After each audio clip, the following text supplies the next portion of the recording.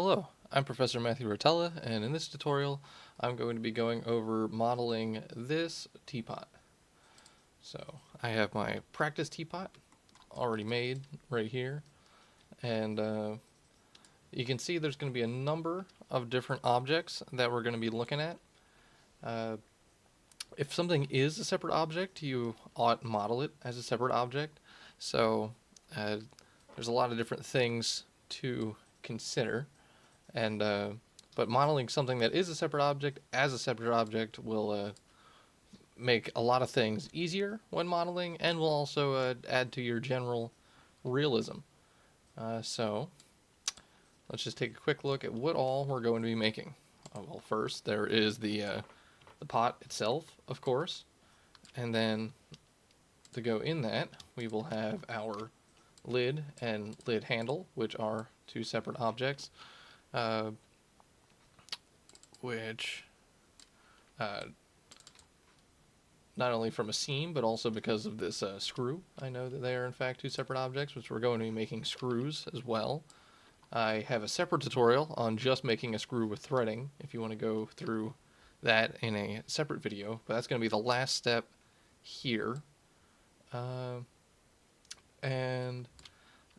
then, of course, we have the handle, and then up here with the whistle is where things get a little bit more complicated. So basically, we have the base that goes onto the teapot. Then, aside from the base, which I'll bring up some close-ups that I have, so you can see the actual pot. Yeah, aside from the base, there's a rod that goes through it. There's this tension piece, which I ought have, yeah, that from this angle, which wraps around that rod and then inserts underneath the whistle. And then there's the whistle itself as well as its housing. So I have all of that modeled here. As you can see, we got the base, the rod, the tension piece, which wraps around the rod and then goes up and under the whistle. And this may or may not also get screwed together up underneath here. Not really sure. But in any case, then we have the whistle itself, which has the hole that goes straight through. And then we have all of this, which goes around the rod and up here to complete that whistle housing. And I'm going to go over how to make all of these pieces in this tutorial. So, without further ado, let's get started. Well, the first part of starting any modeling object is to align your reference and make sure that you are modeling from reference and accurately to it.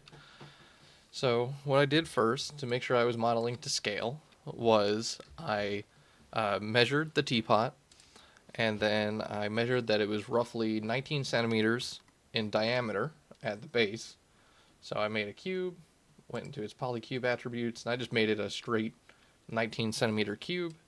And then I used that to base my initial curve on that I used to generate the teapot geometry. So if I bring in my reference, and you can see my cube, what I did here in my side orthograph was I just lined up my reference with the edges of my cube. You can see that you can see that the sides of the teapot are straight until we get into this top curve that's up here. So yeah, that's basically that, where I just align those straight objects, and then as long as I have the right diameter for my width, then the rest of my dimensions should pretty much fall into place as far as being accurate. So I just worried about making sure that my diameter was correct and that I had something to guide me there when aligning my when aligning my reference, and then same thing when aligning my front orthographic. Just made sure to align those straight sides.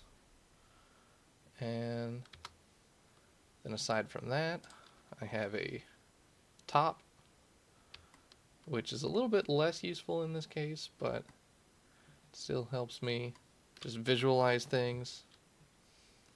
And then the other reference imagery that I used is I have this image of the lid, I just put on the bottom of a pot to get a straighter photo of it. And I have this lid, which I aligned with my side orthograph to make sure that it was roughly the right size. And then I have the teapot again, but this time with the lid on as opposed to without. And then from my top orthographic camera, I have my whistle housing, which I just recently reorganized this folder, so now that image isn't properly linked, but I can relink it easy peasy. Image 1366, okay. There we go. Yeah, then I have the whistle housing, which I have on my top orthograph so that I could trace this shape and then put it back into my teapot shape with relative ease. Okay, so with all that being said, that's basically my setup. Like I said, scaled to be 19 centimeters in diameter, and I'm going to get started. So, to start making our initial base geometry for the teapot, there is a very easy way that we can do that with a very effective tool. I'm going to be making a curve that will allow me to, in one step, so to speak, model the teapot and its inside.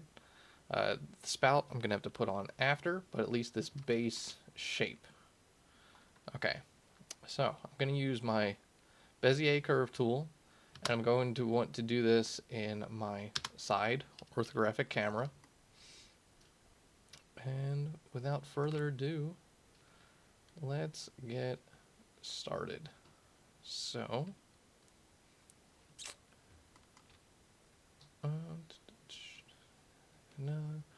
alright, so I'm going to start here.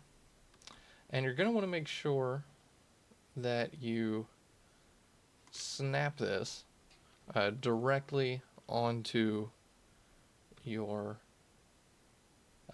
y-axis. It's important that the first point and the last point line up perfectly on the y-axis. Otherwise, you'll end up with either a hole or overlapping geometry or both.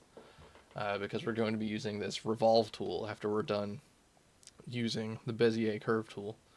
So, I'm going to start by putting in a point, and I'm going to use my grid snapping by holding down X to place it right on that initial spot, which I'm going to go in and tweak this later anyway, and then put this here, and I'm going to make this straight because of course the bottom of my teapot is perfectly flat. And you see, I'm going to go into control vertex selection, just move this over a little bit to where that curve up begins to start. Go back to my Bezier curve tool, click back on this last point, and then I can place a second point and align this going up that straight edge. And then it looks like it finally begins to curve starting around there. So I'm going to place another point there. And this works a lot like the pen tool in Photoshop or Illustrator. It's a little bit, it's not quite as kind when it comes to tweaking these, but I'll show you the tools to tweak those in just a little bit. And then, there we go. I'm going to try and get this curve best I can. And now, I'm going to get this lip. And alright, and then you know what, I'll take care of this now. So basically, by default, so if I want to edit this, I got to go into control vertex mode, where I can come in here and with my translation tool maneuver these handles. But you'll see that by default, it'll move both handles at the same time. So what you need to do is you need to select these, and if I go up to curves, there's a Bezier Curves options in here, and there's my tangent options, then there's this break anchor tangents right here, and that's what I'm going to need to do in order to move them independently. And I'm going to need to do that an awful lot, so I'm going to grab this by the top and pop out this menu so I can have it floating around for me to use. But yeah, anyway, break anchor tangents, and now I should be able to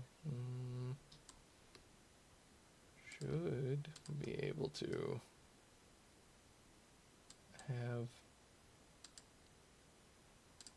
all of these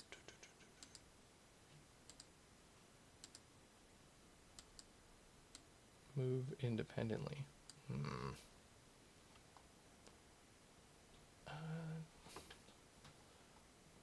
Which I don't know why it's not working at the moment. 'Cause it should. Because I have to break anchor tangents and then but this happens to me from time to time. I don't really know why, but there is an edit curve tool that I can use also.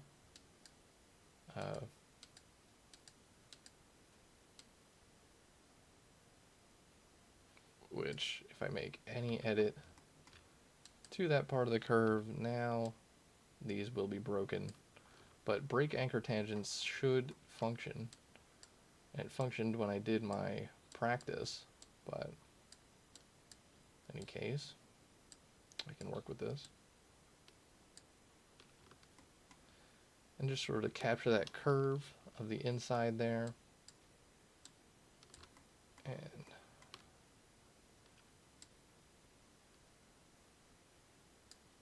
move this around. This curve to function. Which it looks like I'm going to have to come up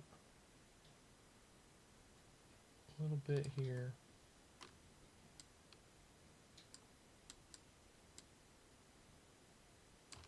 Okay. It's pretty accurate. Which again, will this work for me? Yeah, now it's working. Don't know what the problem was before. Alright, anyway, now back to finishing this. So I'll go back to my Bezier curve, just like this. And then, basically, I know from my reference that this lip curves around up top and then is straight on the inside. So I want to make sure that I represent that here. So then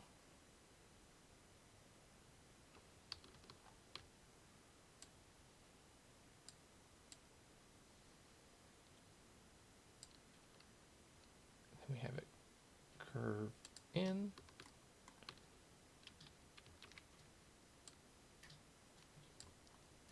Alright. And then we'll straighten that out later by breaking those tangents and shaping things up at the end. But for now, what I'm going to do is now I'm going to make, because we want objects with thickness, so I'm going to follow this curve back down, trying to keep it as consistent as I can as I go around. So I'll place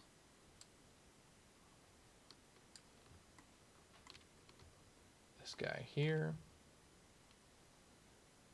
this guy here, just sort of mocking those same places, mimicking rather, those same places that I have my points before. That way I'll get a consistent number of edges when I do my conversion from the inside to the outside. And then finally, my last guy right here. Okay. So now let's go back in with our curve tools and shape things up. So control vertex, and I'm going to try and make things generally parallel. These guys, I can... Oops.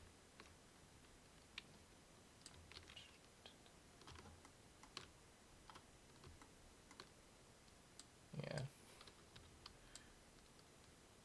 I can use my scale tool to make them even with each other. Although that's going to... Ooh, hey-o. I'll just keep things how it was. I'll just eyeball it.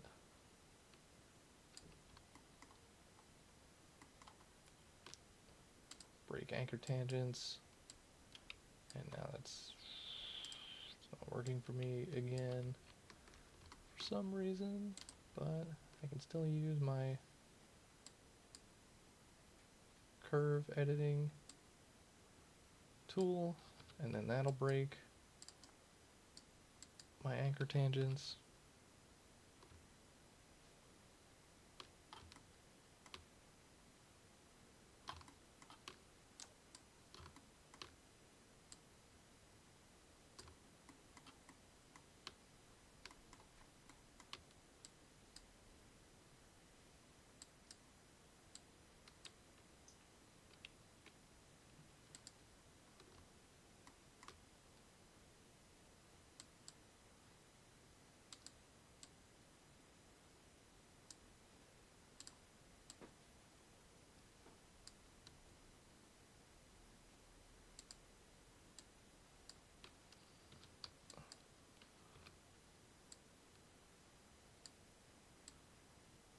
Let's see, I want all of this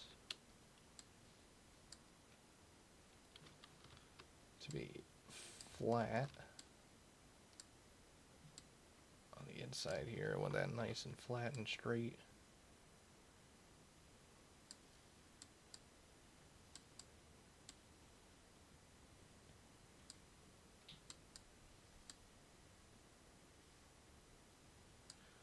There we go. Now that's round. Goes in. Now I should be able to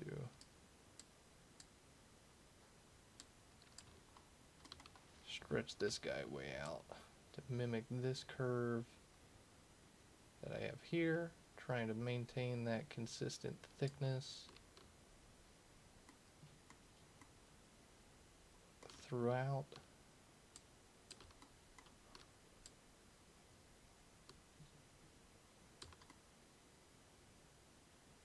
That looks about right. This guy definitely needs to come in.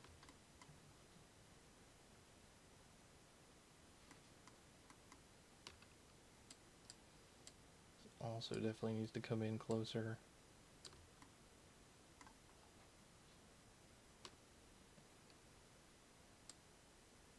Which, similarly, these also need to be straighter with one another right there.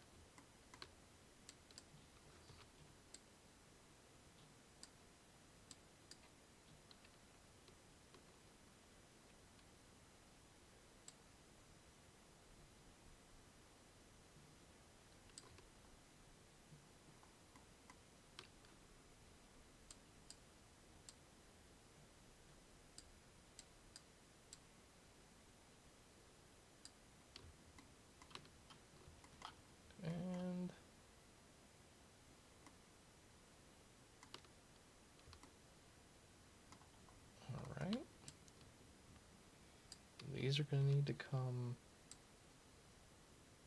down to be thinner. It's going to need to come over, and then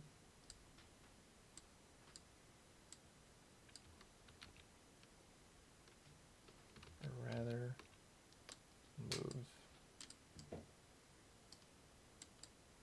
this part of my handle over.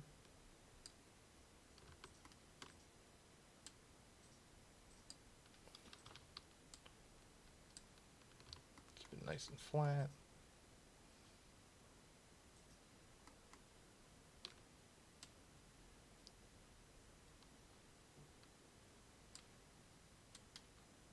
There we go. And all right, now I'll just make sure this, I'll use this guy right here, align this in Z, 0, make sure that's all right on the origin, because like I said, it's very important, or right on this origin y-axis, because that's very important for making sure that your geometry is correct after you revolve it. Okay, so now we have this base curve made that I can use to generate my teapot from, which I might, in fact, want to make this have a little bit more thickness.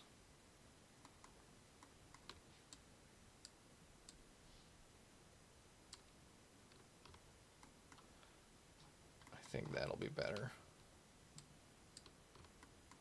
Don't want it to be too tiny.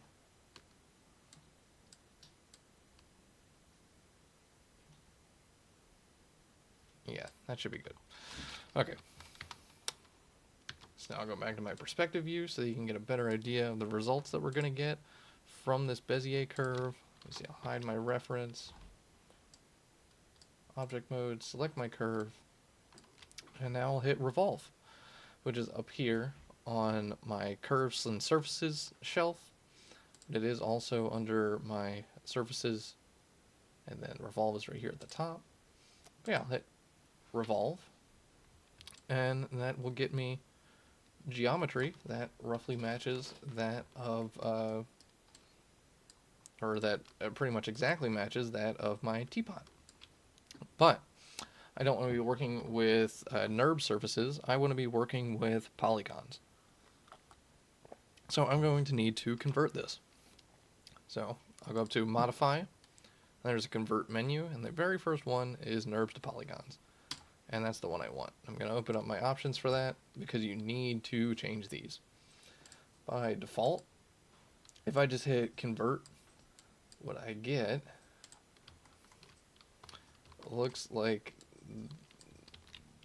this. And that's basically useless garbage. So I need to edit what I want. First of all, I don't want triangles. I want quads. And then I don't want standard fit. I want general. Now, by default, basically what it'll create this many divisions based off of what you put in here in each direction.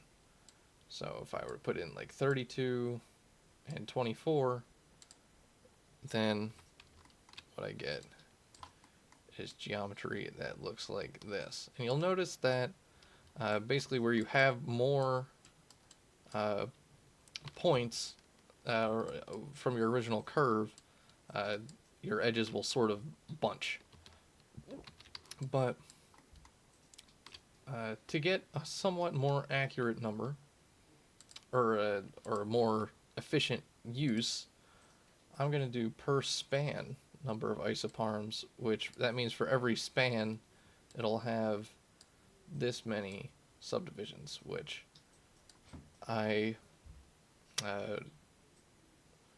which will generally give you much more accurate results. Then I'll hit tessellate, and I'll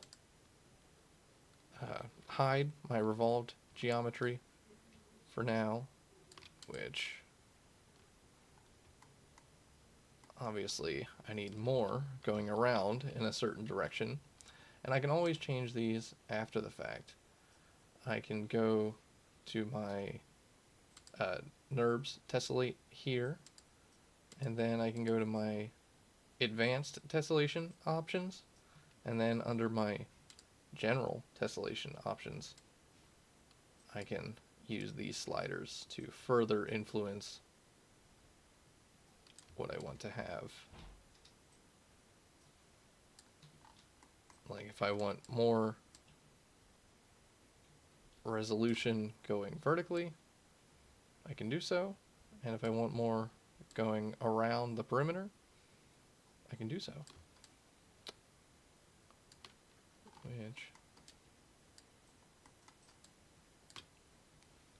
And I should note that this is still linked to my revolved shape, which I can increase to have more sections, which will then affect, well, I guess not. Yeah. But in any case, I should point out that this revolved surface is still linked to my original curve, and similarly, my converted geometry is also still linked to this original curve. So if I edit my curve, it still edits my geo, which I don't necessarily want. So after I have an amount of subdivisions that I'm happy with, which I think I'm still going to want more, or I'm going to want a decent bit more going one way or the other.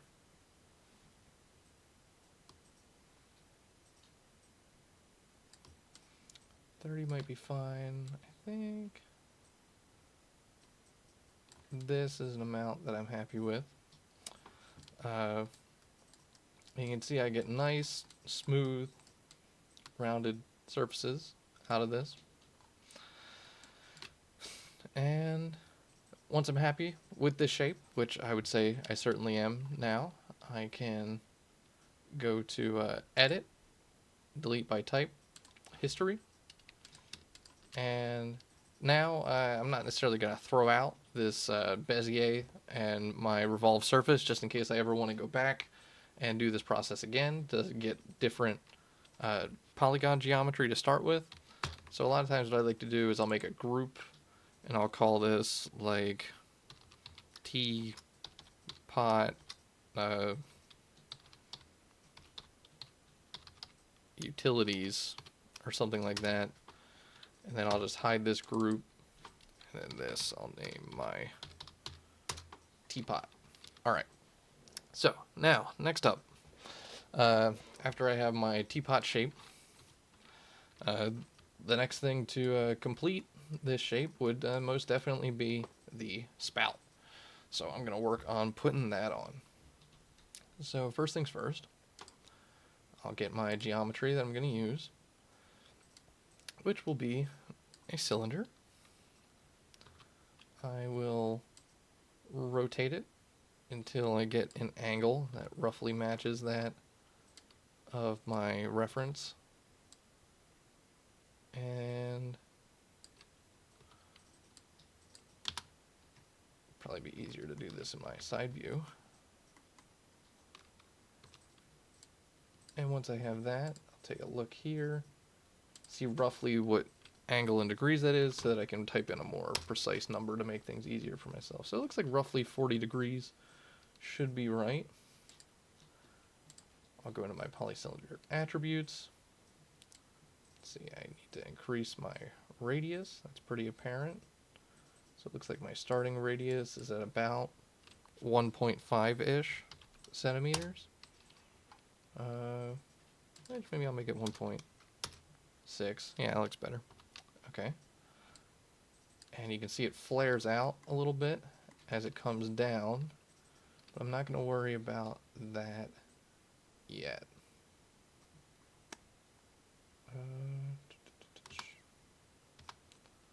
Because first I need to take a good look at my target geometry and see about how many faces I'm going to end up occupying here. Which...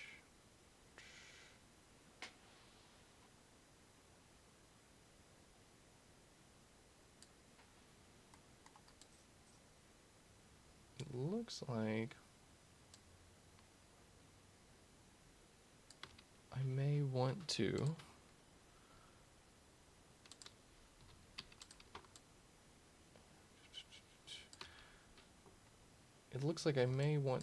in fact have this. Now, I'll just try working with what I have. I don't have a center line is what I'm concerned about right now, and I could rotate my teapot, but I might want to go back and redo the conversion so that I have an edge that will function as my center line. I think I will, because it's going to be hard to line up this rotation perfectly. So that's why we have our utilities, as it were. So my teapot I can get rid of. My revolved surface I can just once again modify, convert Nurbs to polygons, and I'll just hit tessellate. I'll hide my revolved surface, and then again I'll just go into my tessellation options to get something that I'm happy with.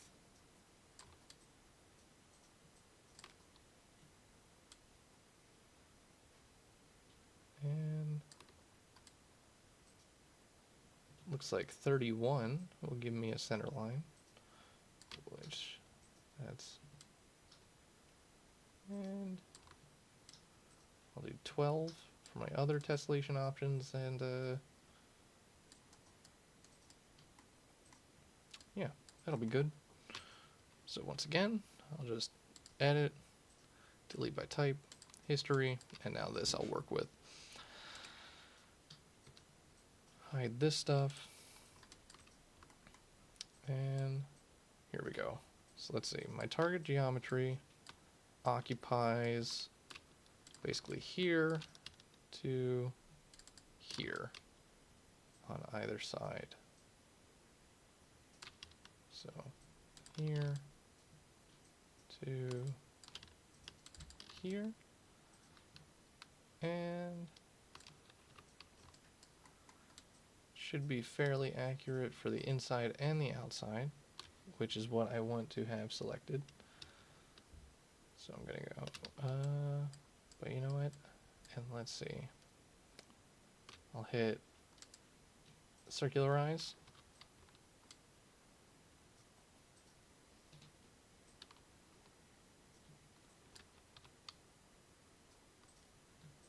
And see what I'm working with here. Change this to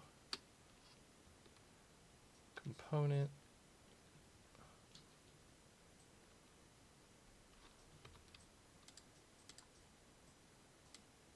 So move that up.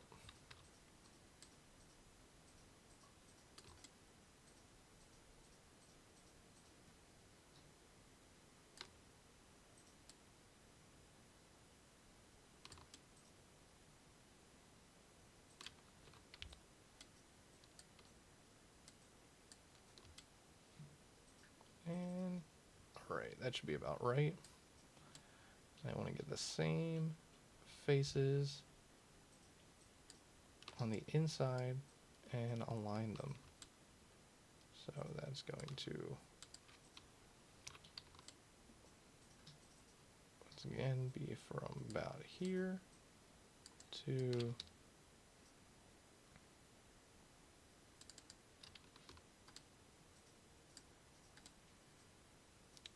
down to here,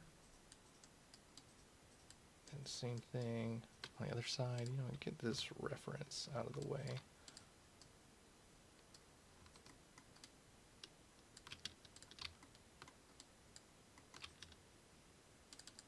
For now, and let's see. I'll hit circularize again and roughly align the two.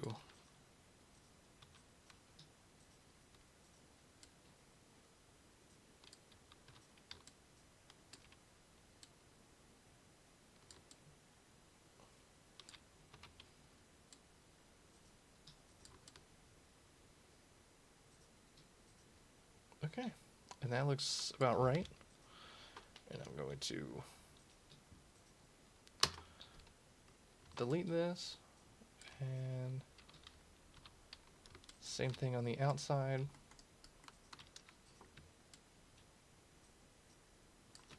Delete these faces. And now I have an opening I can work with. And now let's bring my reference back.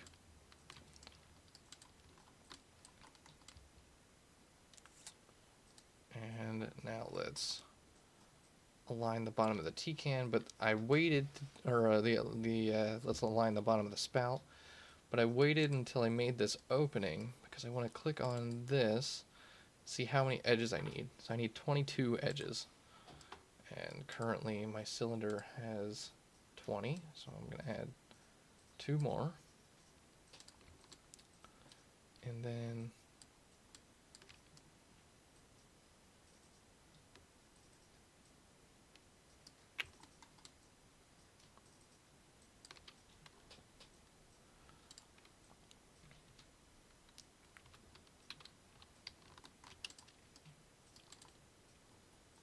do wireframe unshaded and just make sure this guy here.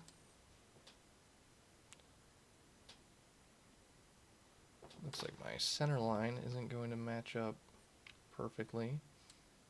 So let me see roughly. Yeah, roughly how many degrees I'm going to need to spin here.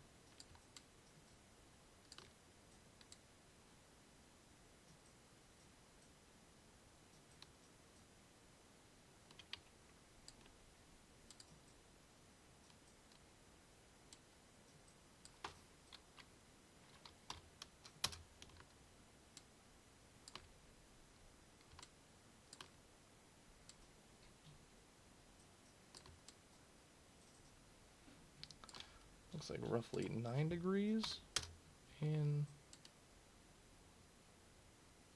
Y, 40 degrees in X, something like that. Okay. And all right.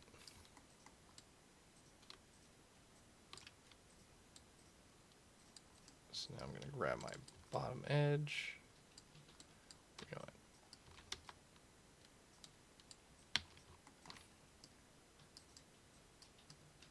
Grab my vertices. Use my lasso. And let's see, I'm going to pull these down, flare it out, and then I basically just need it to bridge to my opening from here. So that's what I'll do. Back to my perspective.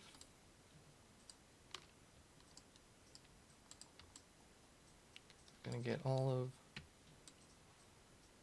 these faces on the bottom, delete them, hide my reference a second, make sure I didn't delete anything extra. Can do the same thing on the top, actually. So I don't need those either. And select both objects, mesh, combine. I want to get rid of my transforms that just made, so I'll delete by type history, edge, select, select, bridge. And whoop.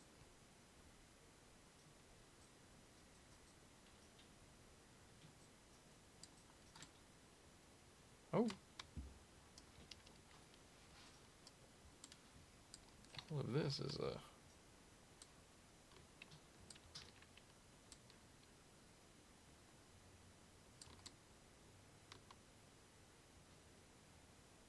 How did I not notice that? Okay.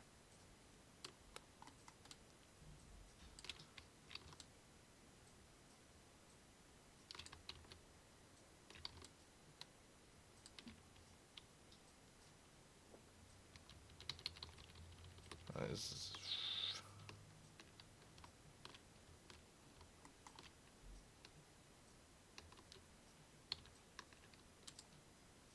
Basically, when aligning these edges, I should have just done it like that. I thought what I did would get me a more precise result, but I was wrong. That's okay. Alright, I can work with this. Once again, her faces. I'll get rid of all this. Hide my reference. Bam, bam, mesh, combine, edge, or first, edit, delete by type history, edge, click this edge, or double click each, and bridge. And now we're much better. Okay. And that should function. And then to get the curvature that you can see in the reference here, we can just sort of go about the process of saying edge and selecting this entire guy here and beveling this.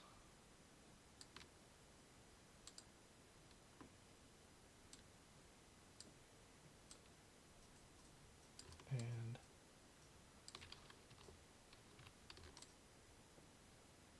there we go. And with that fraction upped, we get what we want. But we're getting some weird deformations along the bottom here. And to help deal with those, I can just get these two vertices.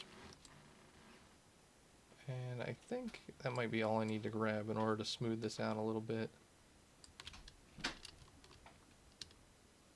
And hit edit mesh, average vertices. And that makes it a little bit smoother. But I can always worry about this more later when cleaning up some things. Anyway, we need to join our inner edge to the spout. So what we're going to do here is select the outer edge of each, and then I'll hit extrude, and then use my scale tool, and with it aligned to component, I think I should be able to scale this in like so, and that should stay reasonably flat in both instances. And then bridge. And that bridge nice and even. And now we need to make the lip of the teapot that you can see here.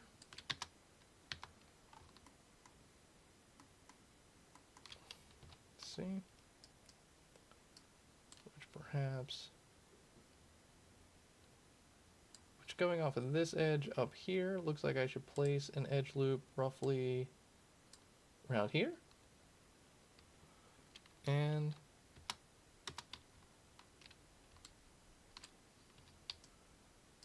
go into face selection mode, grab all these faces, and just make a small extrusion. And now we have that lip. Okay. So that's basically our teapot made. Our base teapot is now complete. Let me rename this. And let's continue. So, next up, let's make the handle, which will also use Bezier curves to make there.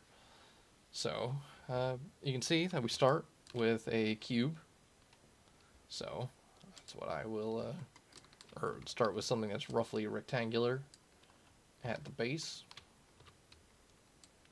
And I can figure out what kind of tilt this needs to be on.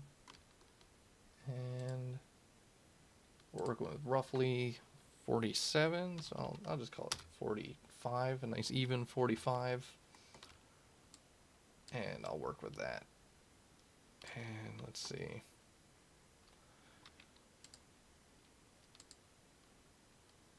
If I make it 2 in Z, we're getting there. I'll say like 2.2. 2.3 in Z.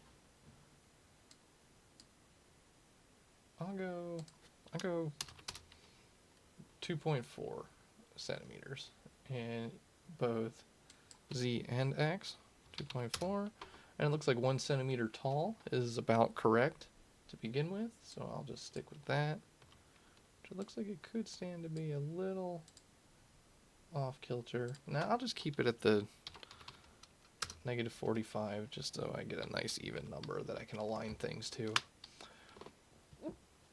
Okay, so with that done,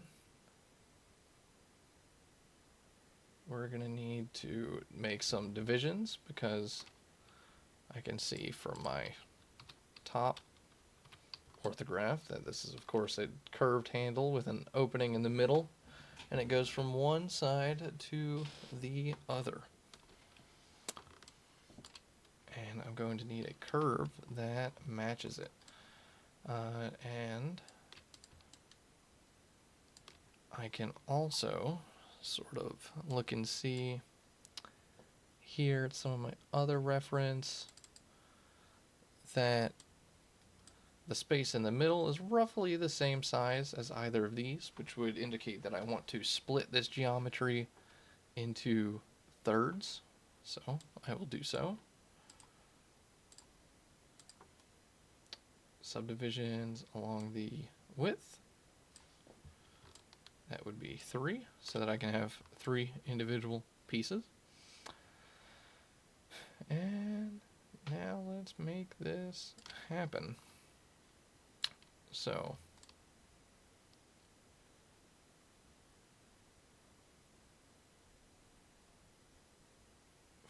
first things first,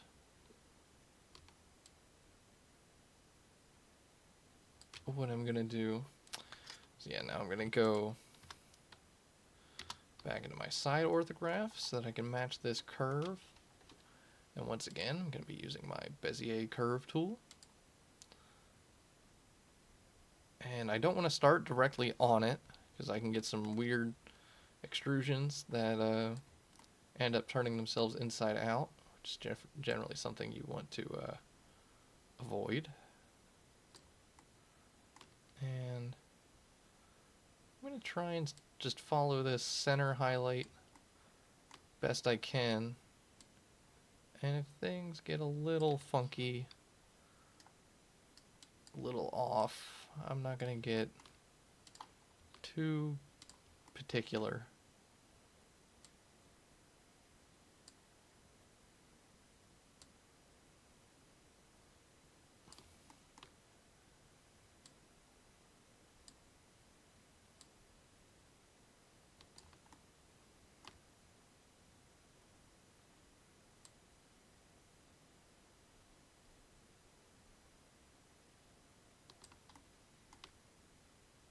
As long as all of this roughly matches the curve and it looks nice and smooth and correct. down to here. And that looks like that should function. Okay, so now what I want to do is I want to get this nice and even and symmetrical, which I figured out 2 ways to do this when I was practicing. And what I ended up settling on was I used this curve to extrude along, and then I mirror that geometry to the other side. I could try and do it all in one extrusion, but I found that introduces some other factors that make it a little bit difficult for me. So, what I'll do for right now is I'll hide my reference, and then I want to have this centered right on the face I want to extrude it on, which is, this is 2.4 units wide, and I want it centered on 1/3 of it. That would mean I'd have to move it 0.8 units in this direction. And now I can make my extrusion. And the reason I would want to extrude along this curve is for a few reasons, which basically, I mean, shaping this curve one edge loop at a time would be rather cumbersome, and then also this will make it a little bit easier to just make this taper happen for me. So what I'll do anyway is I'll grab my face, grab this curve, and then I'll just hit my regular poly extrude tool, which will have it shoot right to the end of the curve, which you'll say that's not what I want, but it in fact is, because then we can go into our attribute editor along our poly extrude tab and insert divisions, and then that will give us the curve that we yearn for. And then if I open up my reference and look at it, and then come back into here, I can also use this taper to get it to taper to exactly where I want it as well.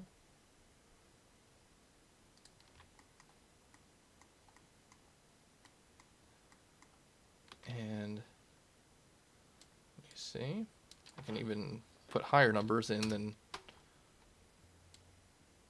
what I had, and that looks like a nice smooth curve to me. So I'll just call it at that, I think. I could keep inserting divisions, but I don't want to get things too bunched up in certain areas, and I think that looks good. So I'll call that my extrusion, which is still connected to my Bezier curve that I drew, and I'm going to want to change that. So what I'm going to want to do to separate it from the curve is select my geometry, and you know what I'll do? Similar to how I made a utilities for my teapot, I'll make a duplicate, which won't be connected to my curve. And then this, my original geometry, I'll keep connected to my curve, and I'll make a group called handle utilities. And then if I need to go back, I have something that's all hooked up and ready to work with. Okay, but this is going to become my handle. And I need to capture this curve where it sort of flattens along it, and I need to capture this in here, and I need to get this beveling in. So besides the fact that I'm going to need to bridge this, but we'll get to that in a second. First off, I think what I'll actually end up doing here is deleting the rest of this geo, which I didn't hide my handle utilities yet. Oop, which I started deleting from that geometry. Don't want to do that. Okay, I'll delete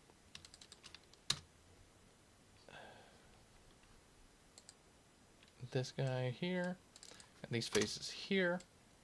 And then I'm going to want to insert an edge directly in the middle of this edge, which the easiest way to do that would be to grab my multi-cut tool, hold down Control, and then middle mouse click on this edge.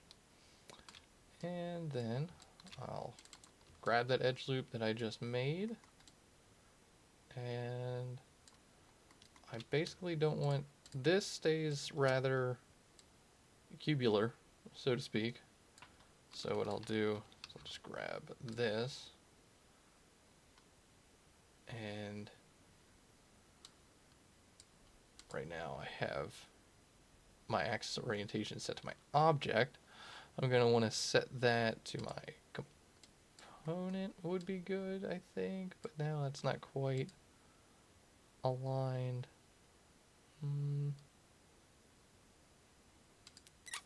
Oh, normal works. Okay.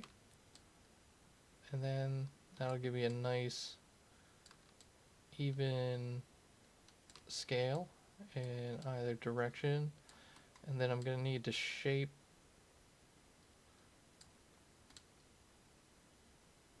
or no, that didn't quite work. Let's do just, I don't know, object should function.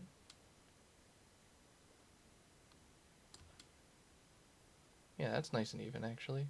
Object does function. I thought it should, but regardless, yeah, that's nice and even. That's what we're gonna want. And then we're gonna want to shape up the bottom down here, because this we don't want to be so extreme.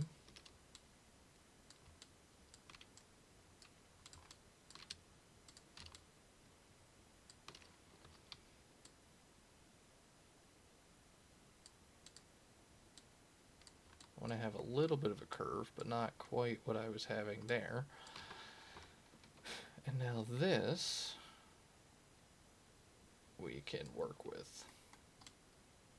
All right, so now this I'm gonna mirror. So I'm going to have mesh, mirror, and let's see, I'll set it back to its default settings. I don't want it to cut the geometry. Mirror axis position world is fine because it's still aligned across my world axis, and X is good. So X, and I do want it to go into negative X, so that's correct already. Geometry type, copy, that's what I want. I want it to combine with original, and I want it to bridge my border edges. So I'll hit mirror, and that should be correct, and it is. Alright, now I need to grab these at the end, and you select both of these, and I'm going to need to bridge it. So go into it will bridge it, and I want my curve type to be a blend. I'm going to, I'll say 3 divisions, and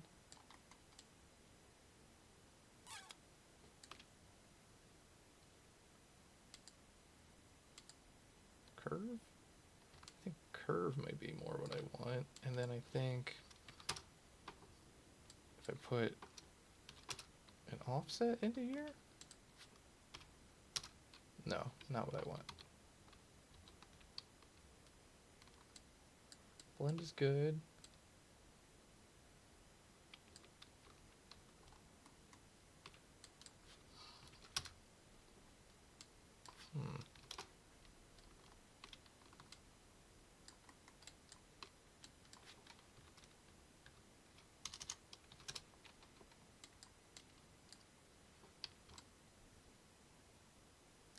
offset of 6 seems to give me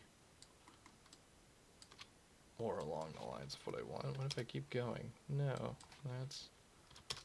Now I'm getting further from what I was. 6 was good. 6 was... There it is. Alright. So now I have that bridged, and I have my handle more or less made. Now I just need to handle these bevels, and I need to pull this in the center.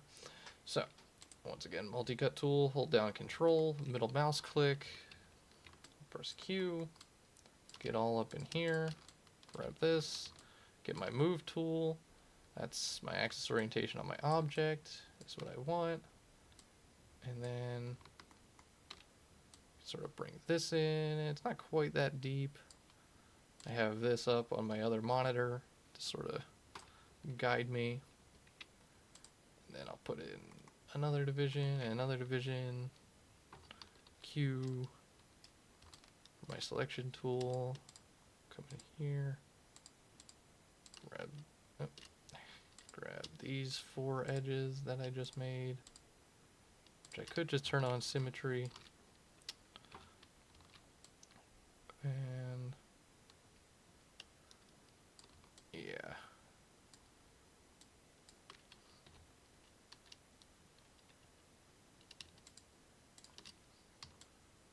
Which I made this look way too deep. It's more like that there. Alright. And now it's time to get in my bevels. Which my bevels will go along this edge. And we'll go along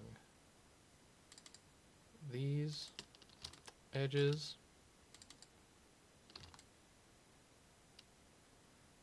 And I want to get my top and my bottom like so. So that I have a selection that runs around my model like this. And I'll hit bevel. And then insert another set of segments, which at 2 segments, I'm still working with all quads at my corners, which is exactly what I want to keep. And if I, go into more, then I'll start introducing triangles, but I can change my,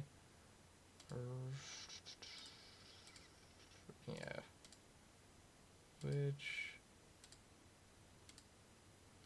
it's not really helping me there in this case. In any case, yeah, you just want to make sure that you,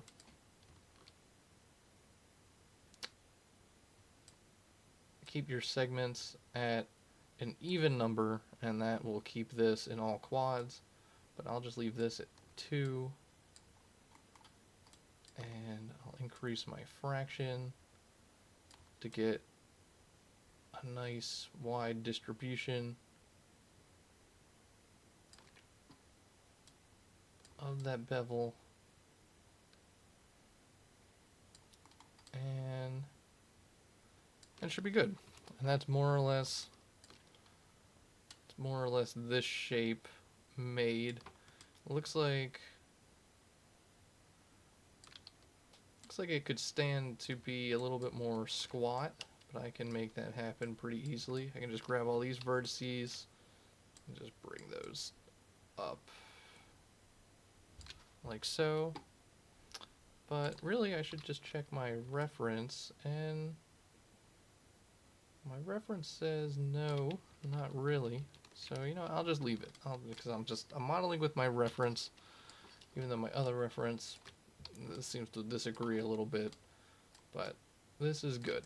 I think this is functional. That should be good for that. Okay. But now the one last thing would be that we're going to need screw holes. So I need to place those on either side. So what I'm going to do here is I'm going to make some edge loops along this side, and I'll just grab, I'll do Symmetry, and world X should function. And let me hide my teapot. I'll grab the same faces on the top and bottom. Press 4, make sure I don't have anything extra selected. Circularize. Alright. Circularize.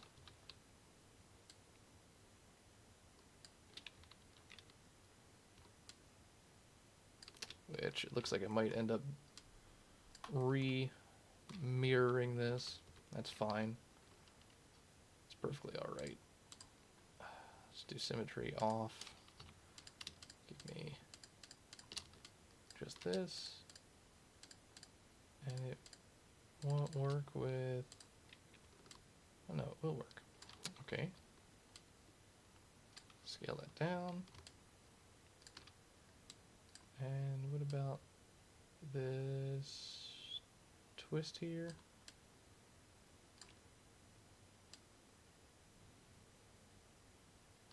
Sort of align those with each other roughly. And if it's not perfect, I'm gonna say that that's not a huge deal. But that's good enough. Okay. And just make sure my size is roughly correct. Looks like they need to be a good bit smaller.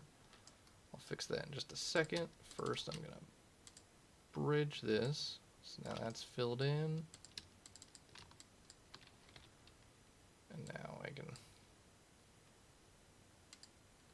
see here. Put this on my other monitor. This looks about correct. Set in about here-ish. Okay, I'll call that that. And with that being called that, that means it's time to mirror this. So I'll cut it there. Cut it there. Get rid of this. Object, select. Mesh, mirror. Don't bridge, I want you to merge them. And I still want it in X, and along world should be fine, and I should mirror. And it should be good on both ends. And set the other thing. And just to double check, make sure everything got merged, I'll just grab a vertice or grab an edge, just give it a yoink, and everything's coming along, so we're good. Alright, so the handle's made. No more with the handle, we got a handle with screw holes. So I'll go edit, delete by type, history. It seems like a good point as any to save my scene. Got my handle. Alright, got my handle. Got my teapot. So, now it's time for two other things. Or for the next group of things. So, let's see. Bring my reference back. And my handle's kind of floating. Just bring it in to touch the teapot a little bit better. And alrighty. So,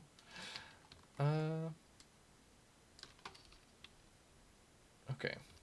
Yeah, so let's start with this piece here, which I can see from other reference, like it's got this little part that kind of comes out and grabs on, and I got those arcs. And just to make sure I have some base geometry that basically matches the angles that are here on my neck, what I'm actually going to do is I'm going to make a duplicate of the teapot. And Then I will hide the original. And I'll come in here, go to face selection mode, and select this ring, and select this ring, and that's so that I can double click this easily and delete all of that. And next, I'm going to want all of this except for these top two faces selected, and delete those. And now I'm going to need to make this the correct size. So I'll go into face selection mode, press R for my scale tool, align it to component so that it aligns along this way. Same thing here. Just slide that up more or less. And that should function. Now if I just double check, that looks to be right on target. Alright. And alright, yeah, so that looks good.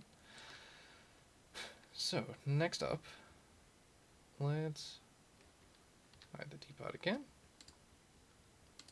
This is going to be my whistle, I don't know, my whistle base, I suppose. Grab these faces and extrude. And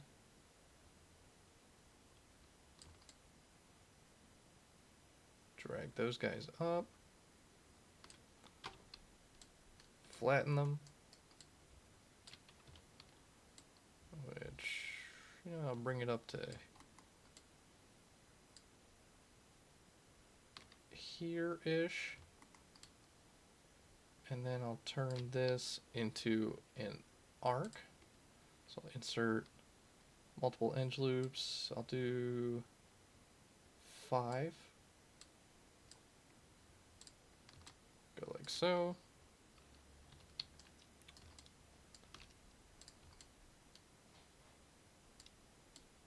And you know what, I'll turn symmetry on world X because it should function.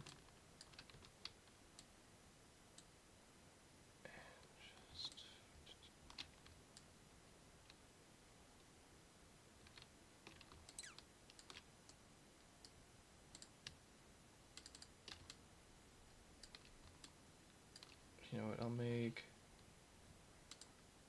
one extrusion.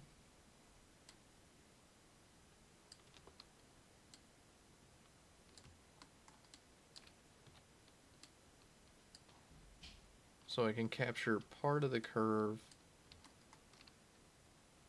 with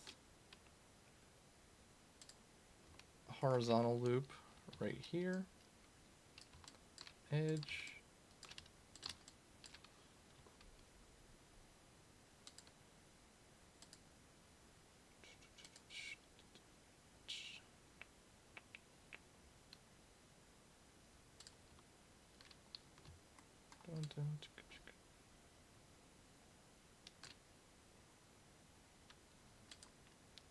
which, let me see, my pivot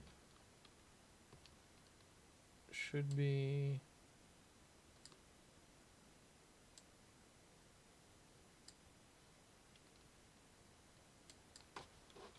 roughly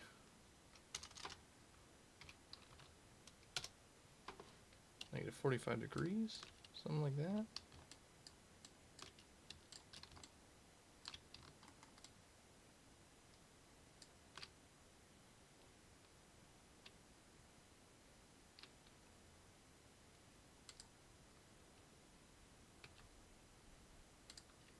Yeah. And just get this here.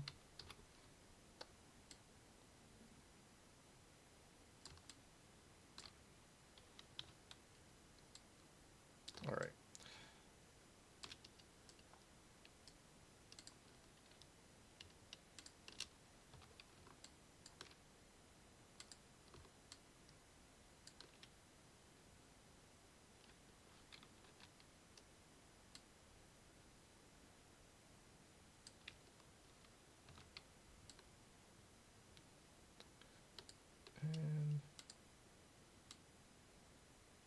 we're just gonna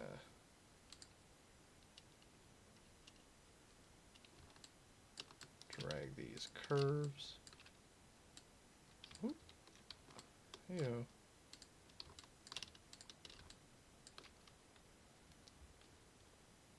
Right on up.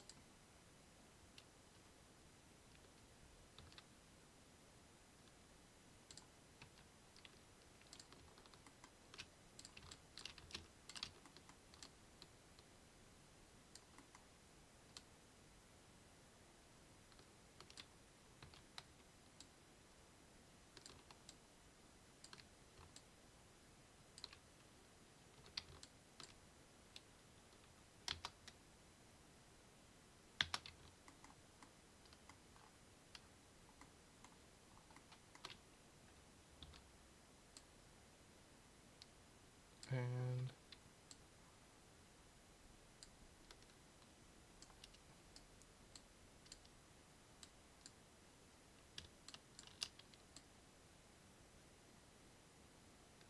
alrighty.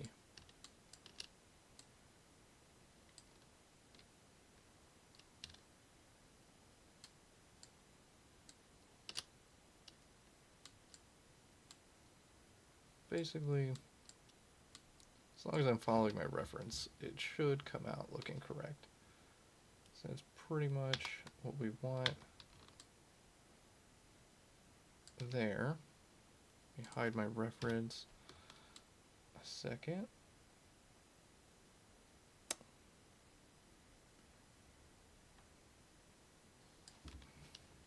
And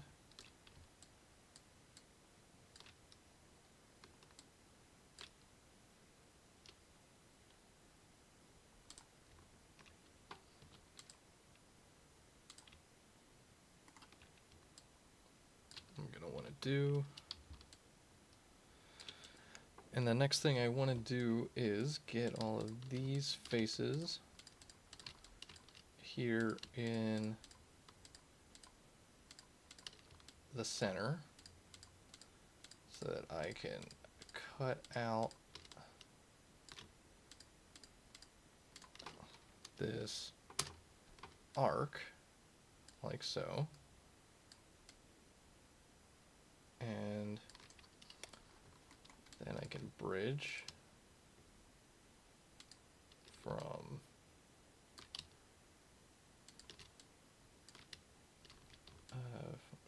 end to end.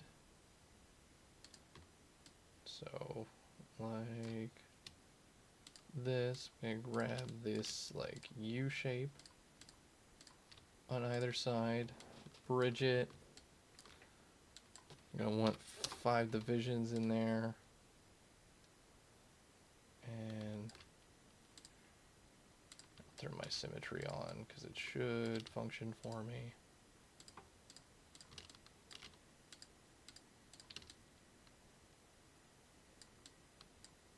And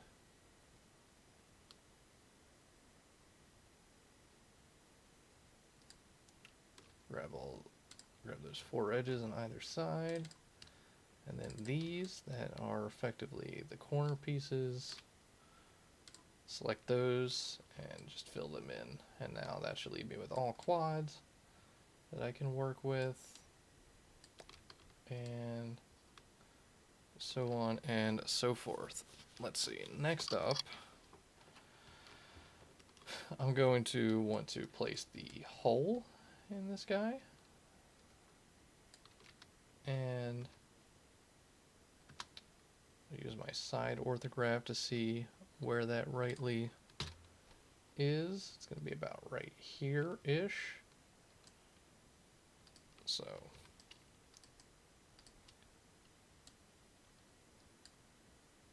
basically I'll just select all these faces that are in this location. I'll hit extrude, use my scale tool, scale it inwards, do circularize, scale it inwards until it looks like it about has. Okay, I'll just leave it as is, I guess. Just use my rotation tool because they're all at the same twist angle. Just sort of align that a little bit better. I can delete that. And since I have my symmetry on, it's in both directions. And edge to edge, bridge, and I have my hole in either side. Okay. Then I can end up feeding my rod through. But yeah, so I have my housing, and then I need that little bit of metal that you can see right here that comes out. So I'll just basically I'll make an edge. Oop, don't need that many. I'll make a small edge so that it can come out and over. And then I'll make this edge, that'll be its like source geometry. And in this case, it won't be exact to my reference. Or actually, I don't know. Why stop being exact to the reference now? Let me just grab this. Okay.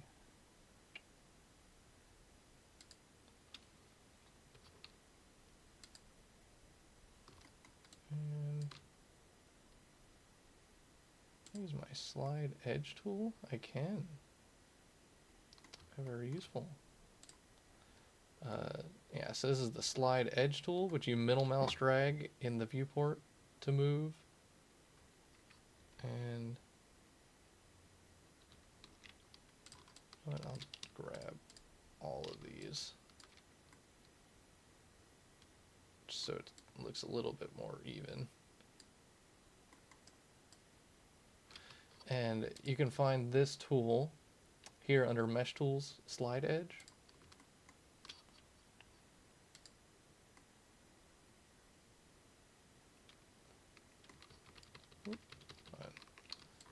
Get this back to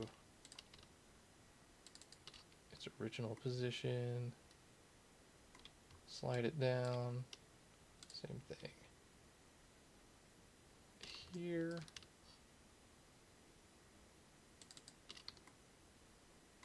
Slide it up. Then I can grab all of these faces. And let me get my teapot back. Then extrude. Ooh, hey-oh. Don't want to be extruding my whole doggone teapot. Extrude. And I'll bring it over and I'll.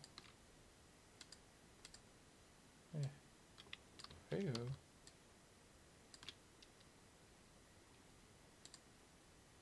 Turn my symmetry off. Oh. It doesn't have my symmetry anymore functioning properly. Let me, to make that work again, object, symmetry off. To get my symmetry working again, just get my object, I'll mirror it. Mirror, and that should be good again.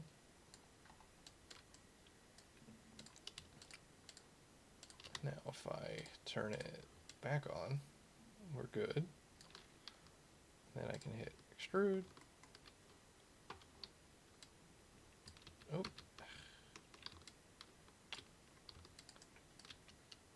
Had an extra face selected there. Which we don't want that. Now finally, extrude and bring it out and bring it down.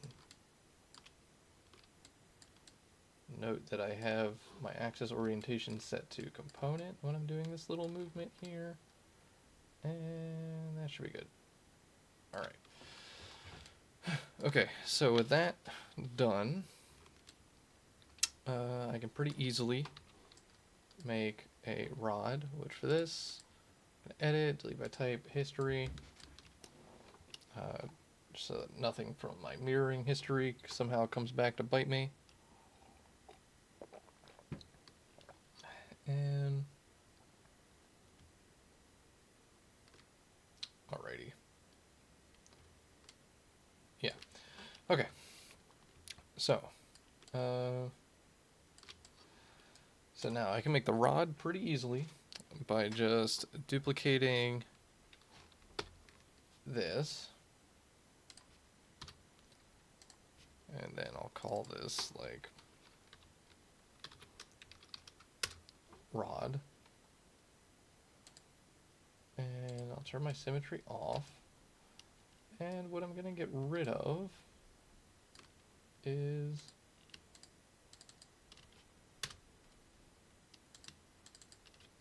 everything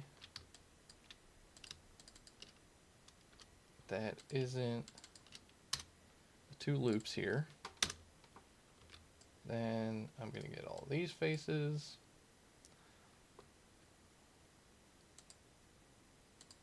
Reverse the mesh display.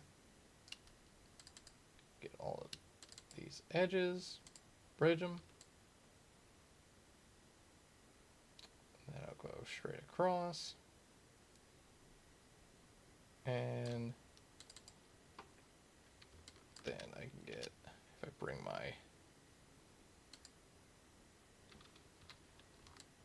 face back, grab this, and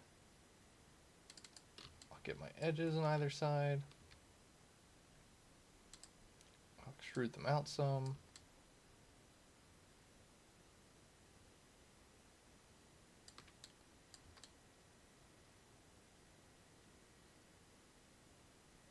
And bring it out to here, I'll make one more extrusion.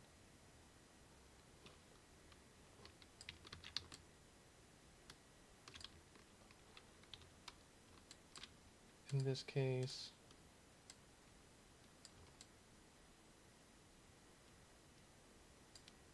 use my scale tool to move it out. And then I'll hit extrude. And then I'll merge this. Whoa. I have an extra extrusion that I made.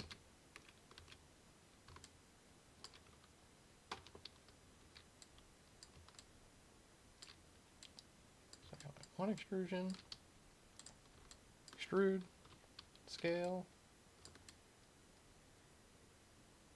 bring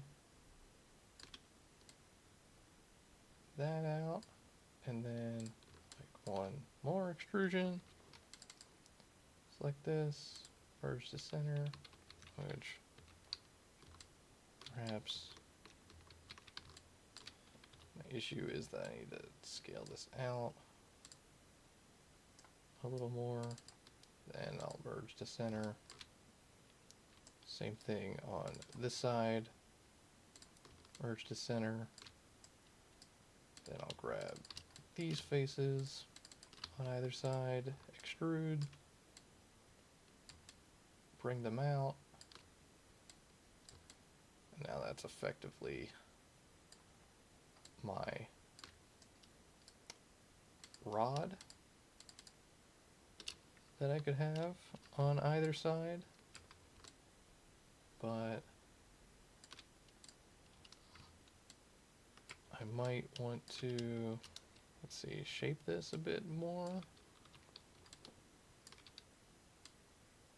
so that it's a little rounder. And I can also grab these edge loops, and I could even just do a bevel, and then that can round things out too. Okay. So that's my rod going through, and alrighty, we're getting there. So now the next thing would be to make the housing, which means that I'll actually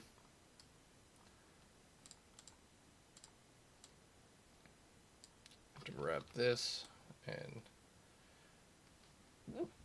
drag it out some in either direction. And then I'm going to make an edge loop on either side, because this is going to be used to make the base of the whistle housing.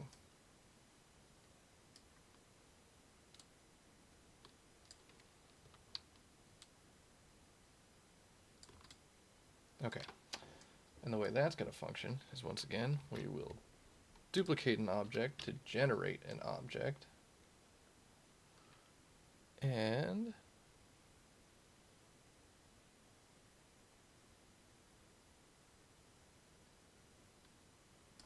so basically get this edge loop on either side, get rid of all that, get rid of all this, get this, and once again we will do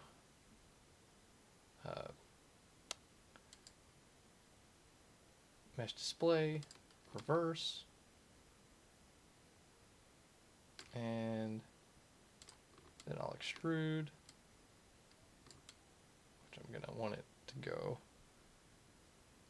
outwards, which I'll bring my reference back so that I can get a good,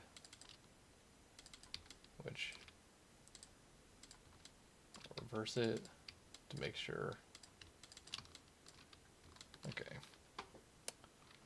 Bring my reference back, just check and see how far out this needs to go. It looks like it needs to go about that far out. And then from here,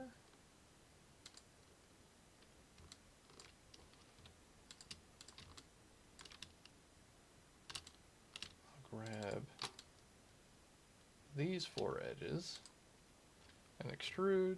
I'll use my movement tool, scale tool. Let's maybe change that to component. I'll just get this nice and flat like that, and then scale it this way, and then this is what I'm going to use to bridge to the rest of this housing. And now this housing, we're going to use our curves yet again to help us generate a piece of this object. So, okay. So, because we want, because if I were to look at my reference, the thing that makes this housing tricky, go in here, is that if we look at it, it's just one thin band of metal that's bent to the shape of everything. And I'm going to want to make it that same exact way. So what I'm going to do is, here in Maya, I go into my top view. Let's see. And then this is my, like, housing base at the moment. And what I'll do is I'll hide my teapot, which maybe I'll group all this for now. And I'll call it like teapot underscore G for group. Get rid of this random Y. Okay. I'll hide all this. And then here, I got my whistle housing. And here we go. So I loosely aligned this along the Y axis. And now I'm going to use my same tools that I used before. See, I'll snap this to here.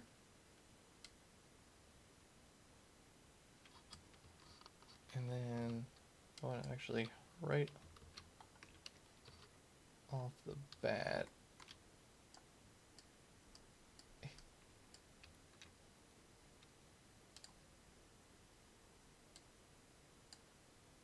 I'll just move this up. I'll snap it later. And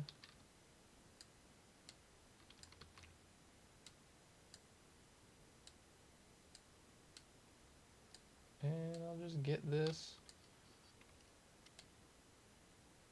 curve to match as closely as possible.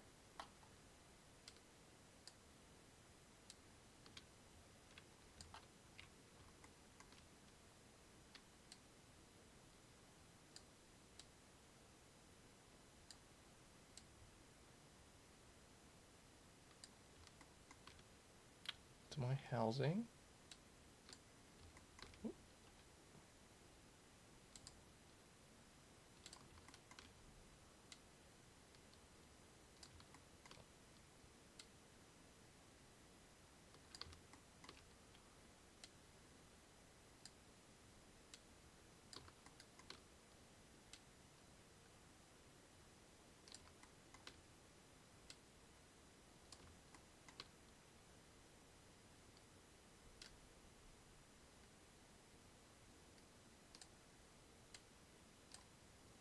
And that looks pretty good.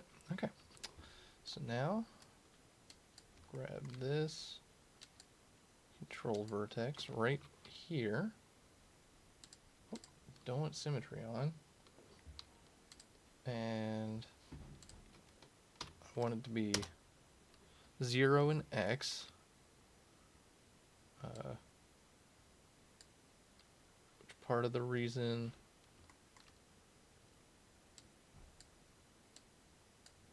for that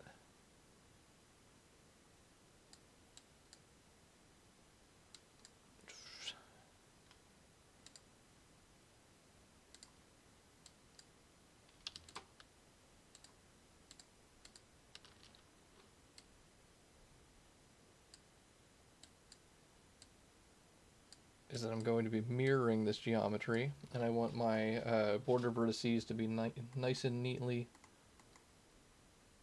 lined. But yeah, let's see, all this, just going through, making sure my trace is fairly accurate, which looks like it is for the most part.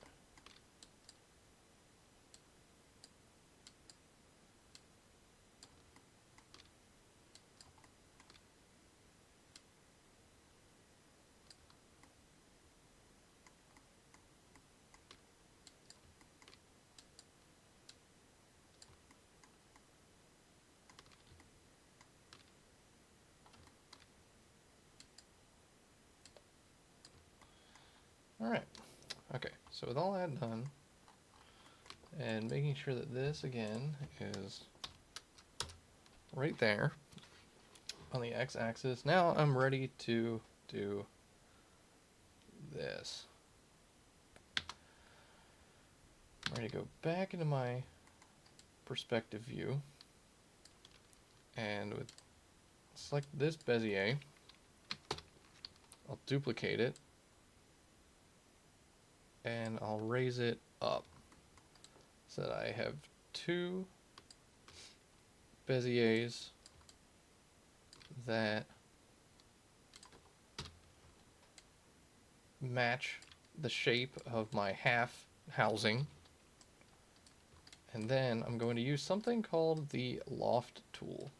So if I go one and then select the other, and I go to surfaces, loft, it will make geometry in between, and I can increase my section spans, but regardless, what I'm going to do is I'm going to go to edit, or rather modify, convert, Nurbs to polygons. I'll just see what it looks like with my same settings from earlier. And That looks pretty good, actually. Pretty workable. Which... maybe I don't need quite so many going in each direction. That's pretty good still. So, once again, I can do this maneuver. We're going to make a duplicate. Then all of this I'll group together into a whistle housing utilities. And my duplicate won't be connected to my curves anymore. I'm going to want to change my display here. Reverse. Okay. And when I say, okay, and now when I go, I'm going to go to mesh and mirror, but before I do that, some things have gotten a little funky when I mirrored in the past. So I'm going to delete these faces here. You know what, this edge seems kind of extra, so I'm going to delete that, but I'm going to make sure. I just almost did the fatal mistake of just hitting delete, but I want to hit Control Delete to get rid of the vertices as well. And I'm going to do a similar thing on the back here.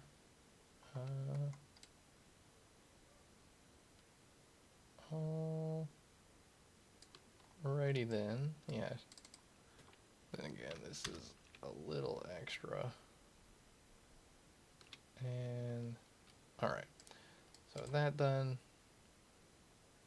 mesh, mirror, yeah, combine with original. Don't want to merge the border vertices. I want it world X, yeah, mirror, all that's good. Okay, and then I'm gonna do edge to edge, bridge, which actually, nah, instead of bridging, I'm going to merge. So, and I'll turn my symmetry on. I'll just short knot. Select these two, merge to center. Select these two, merge to center. Oop. Deselect that guy, and just sew this shut. Merge to center. Same thing back there. Merge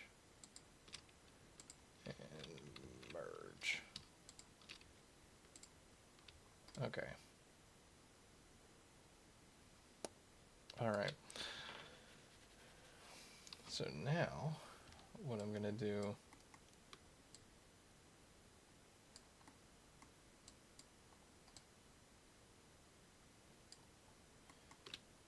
is I'm going to sort of accomplish some of these going vertically, which, yeah, I gotta start, I gotta fill in the top. That's basically what's gotta happen now.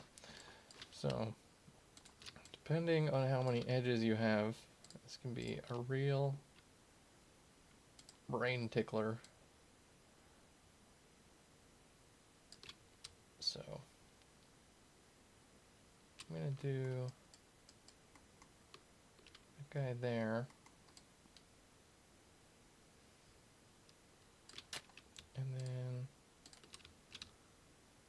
luckily our topology doesn't have to be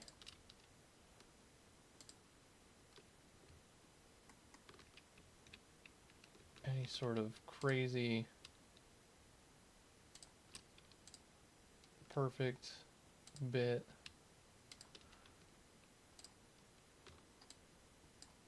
but I'm going to try and keep this in all quads.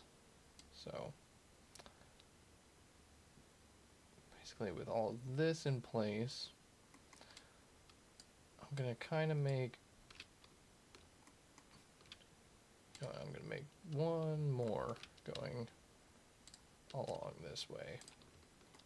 So I'm going to bridge all of these this way. Alright, and now to bridge one side to the other, I need to figure out how many edges I'm going to need. So basically I'm not going to touch these two edges because it's going to go 1, 2, 3, and then the bridged edge will be the fourth one. So as a matter of fact, I can sort of place that edge in right here right now. That's going to be that edge. And then same thing on the back.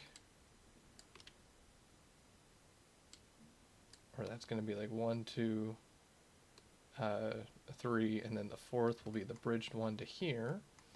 And now I just need to figure out how many edges is it from here to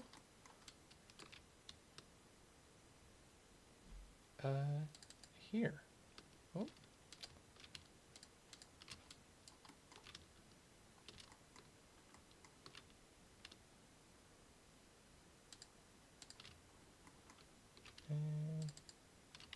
And so let's see. It's gonna make me select this the long way.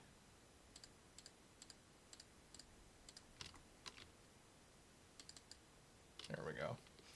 That's 36 edges. That's how many I need in between in order to neatly sew this all up. So I'll get my insert edge loop tool, multiple edges, and then I will do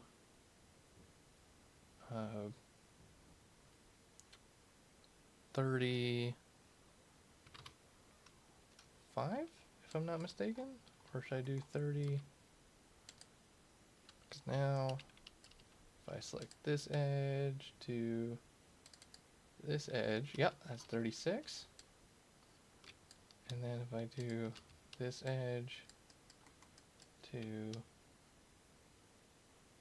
this edge, and then bridge, and then do the same thing on the other side, this edge to this edge, and then this edge all the way to this edge, which I could just mirror this, but you know, whatever. Bridge, and that's some wacky looking topo, but I can still work with that. And now you can see that that's a four-sided polygon. Same thing here. Mesh, fill hole. And then same thing back at these corners. Also four-sided. Mesh, fill hole. Alright, so that's filled in. Which if I were to bring back my original teapot, you can see that the first time I did this, I had much simpler geo, so it doesn't look quite as nightmarish, but I'll try and make it work with my higher density geo that I have here. Okay, so next up, what I want to do is along all of these edges here, I want to make a bevel. So I'll hit bevel. Increase my fraction a little bit. Okay, so I got a nice bevel there now. And now, if I bring my reference back, hide this, look at this, I can see that I have my little slit that's going to make my guy whistle. So let me see if I can get a different angle to sort of get a good look at this shape. Look at that. Yeah, so it's all this. So I'll try and just capture that shape with the vertices that I have. So, you know, I just, yeah, generally just make that shape with the geometry I have.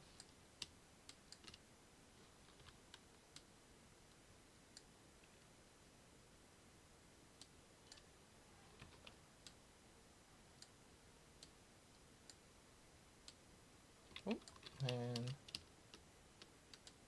try and keep this nice and symmetrical. And I'll call that roughly it.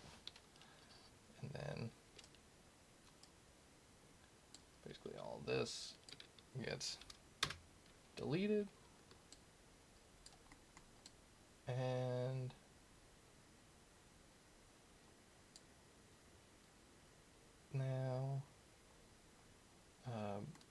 now I gotta give it thickness, which I can just select every face and extrude, but before I do that, I'm gonna loosely align this over top of where it's gonna need to land, which is up here.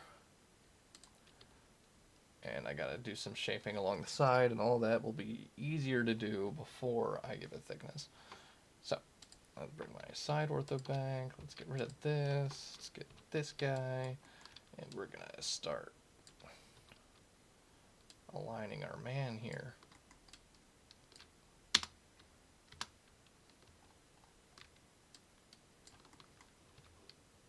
Okay.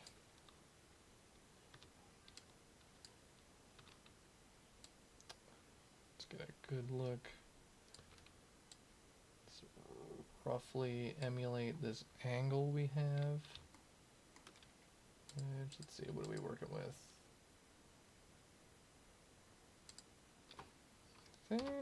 Like negative 33? That looks about right. Okay. Which looks like I'm going to need it to be a little bit taller. So I will, in fact, do that. I'll scale it. Although it looks like it needs to be a little bit smaller overall. And let's see, starting about right here, it's going to need to taper in a little bit. So let me just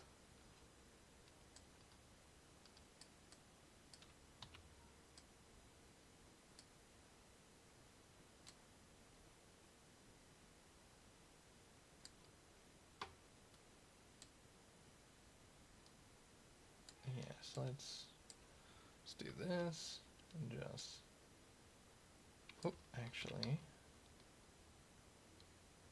I should handle all this more from the bottom.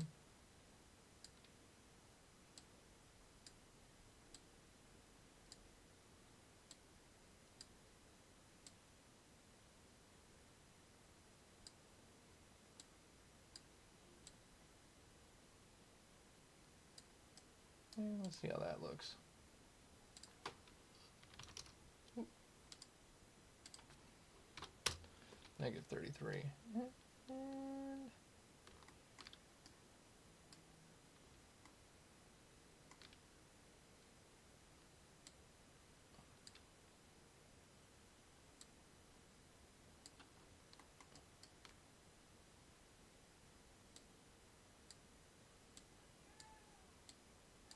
yeah, and note that the reason why it's so easy to grab these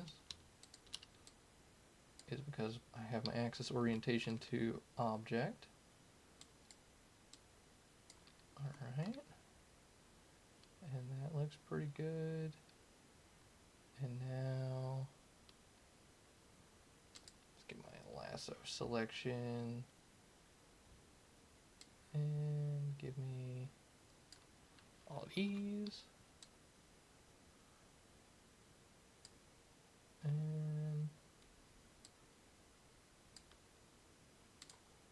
lasso again. all this. All right. Oh, here you go. Q. Grab this here. Grab that there. All right.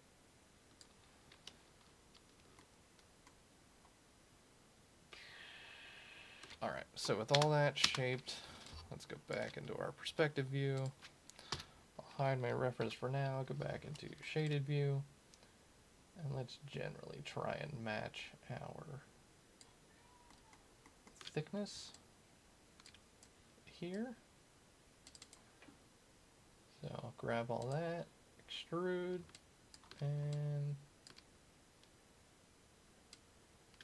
oh, hey, I want to grab the blue one. The blue one is Z. And looks a little too big.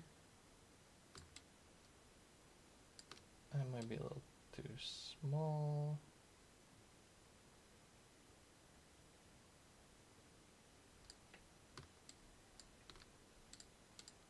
Okay. 0.15. That's pretty good. Okay.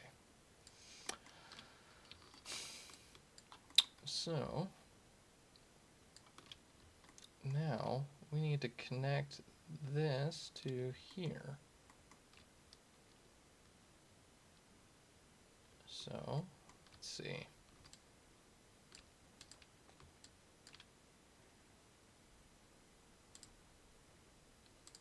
So how many? Actually, let's bring my reference back.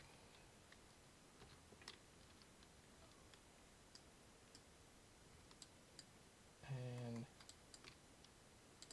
see what we're dealing with. Looks like it's going to be from here to here on either side. No, perhaps to here. And that's what we'll bridge to. So that's going to be 8 faces.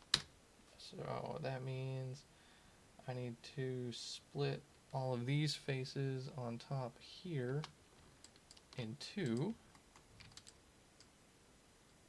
So I got these faces, and I have my symmetry on, so that means I'm making these edits on both sides. If you don't have symmetry on, you can always mirror after the fact. And I'll just split each of these in the middle, and we'll see how that ends up looking. Probably not the best, but we'll see. So I'll hold down Control, middle mouse click, 1, 2, 3, 4. Q, edge. Double click that opening, and then hold up. And this and this. But you know, I'll save before I do this. This seems like a good time to save. I'll go to Mesh, Combine, and then Edge, and then Edge, and then Bridge. And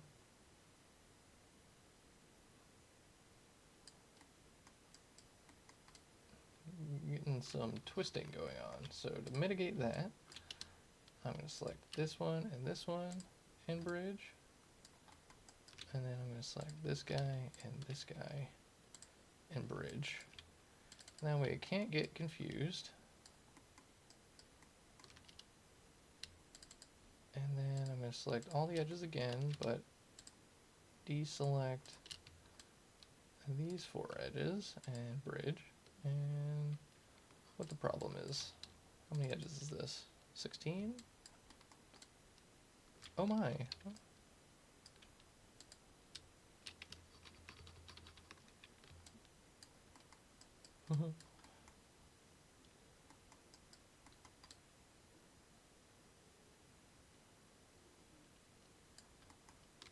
That's a weird... Okay. I'll do this one at a time then. What the problem is.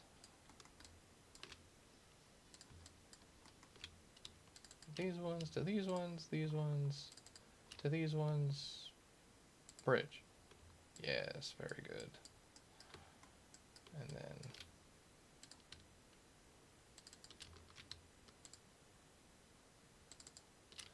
same thing here. Bridge.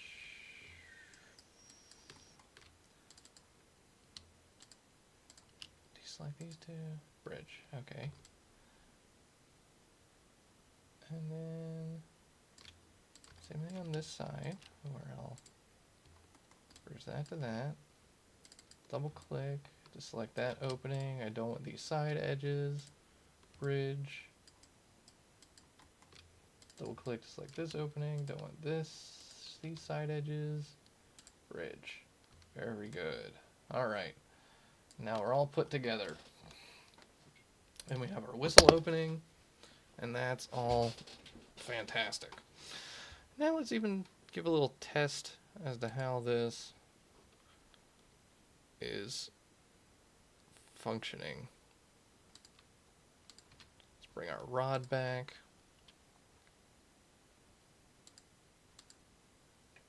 There's the poly. Where even is this?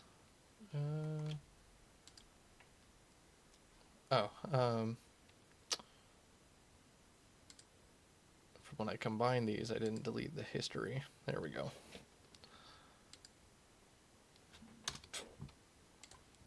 Anywho, put this in here. If I get the rod and this guy, and I can group them. Oop, accidentally hit it. And then if I bring up modify center pivot, but that's not really where I want it. I just wanted to get it closer up here, so I can go D, and then hold down V, snap it to that vertice, and then I'll put it in the center by centering it in world X, and ta-da! Fits down over top of it. It's perhaps looking a little big, but I'll ignore that for now, especially because there's still the whistle that needs to go in it. And the whistle is bigger than the opening. So, here we go. Now to create the whistle itself, we will once again use a piece of geometry to generate our geometry. So, get the teapot, duplicate it, hide the original, and then all I want is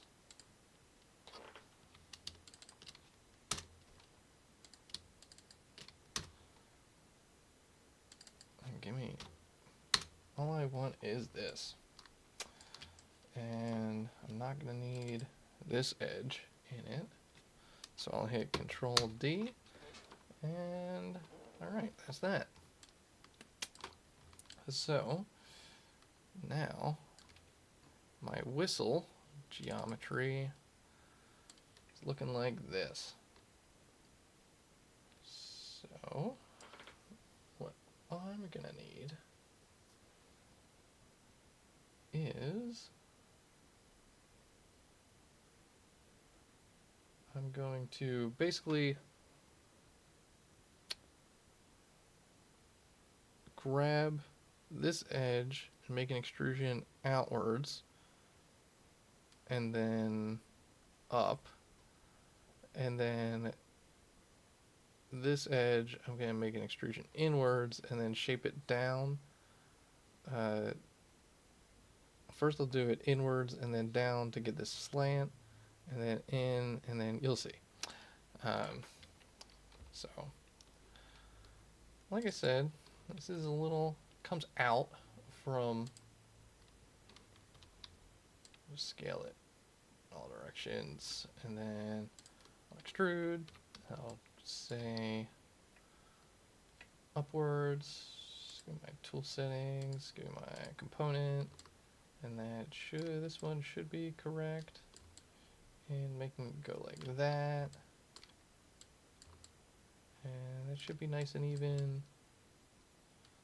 Okay, so now this one, I'm gonna grab this, extrude And then this should basically be the outer rim. So then this extrusion should be this slant, which goes into the opening. So I'll extrude, scale it in, then get this, move it down, and I'll go down a little further, and then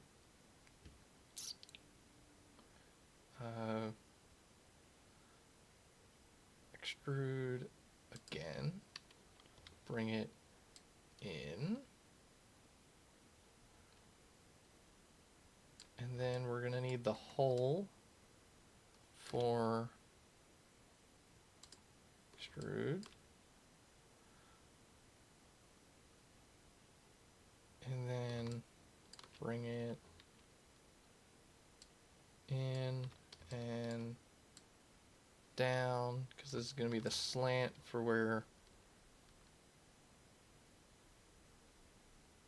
the screw goes in, which will actually be going this direction.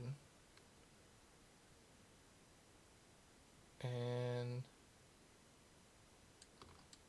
then that should basically be that. You can grab all these faces, hit extrude, oh, always the blue one. Give our mans some thickness. And then we're gonna need a hole to the bottom left of the screw, right here, for the air to pass through to make it whistle, which,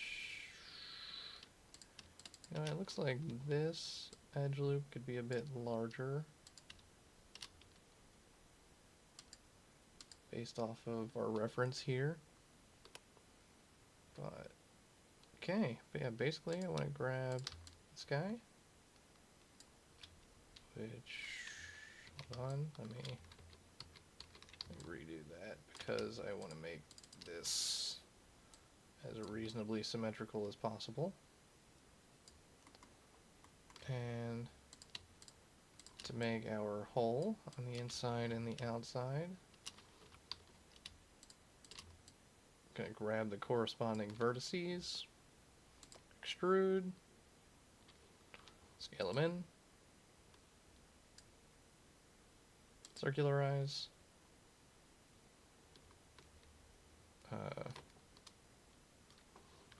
how's this looking?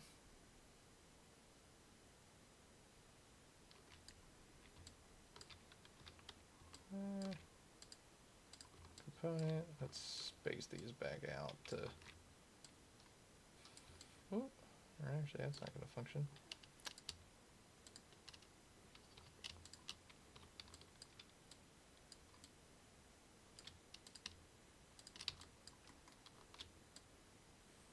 Flatten out these surfaces a little bit again, and grab this. Let's align this to component, and let's undo some of that twisting there. And on this side, it's okay-ish. I don't know.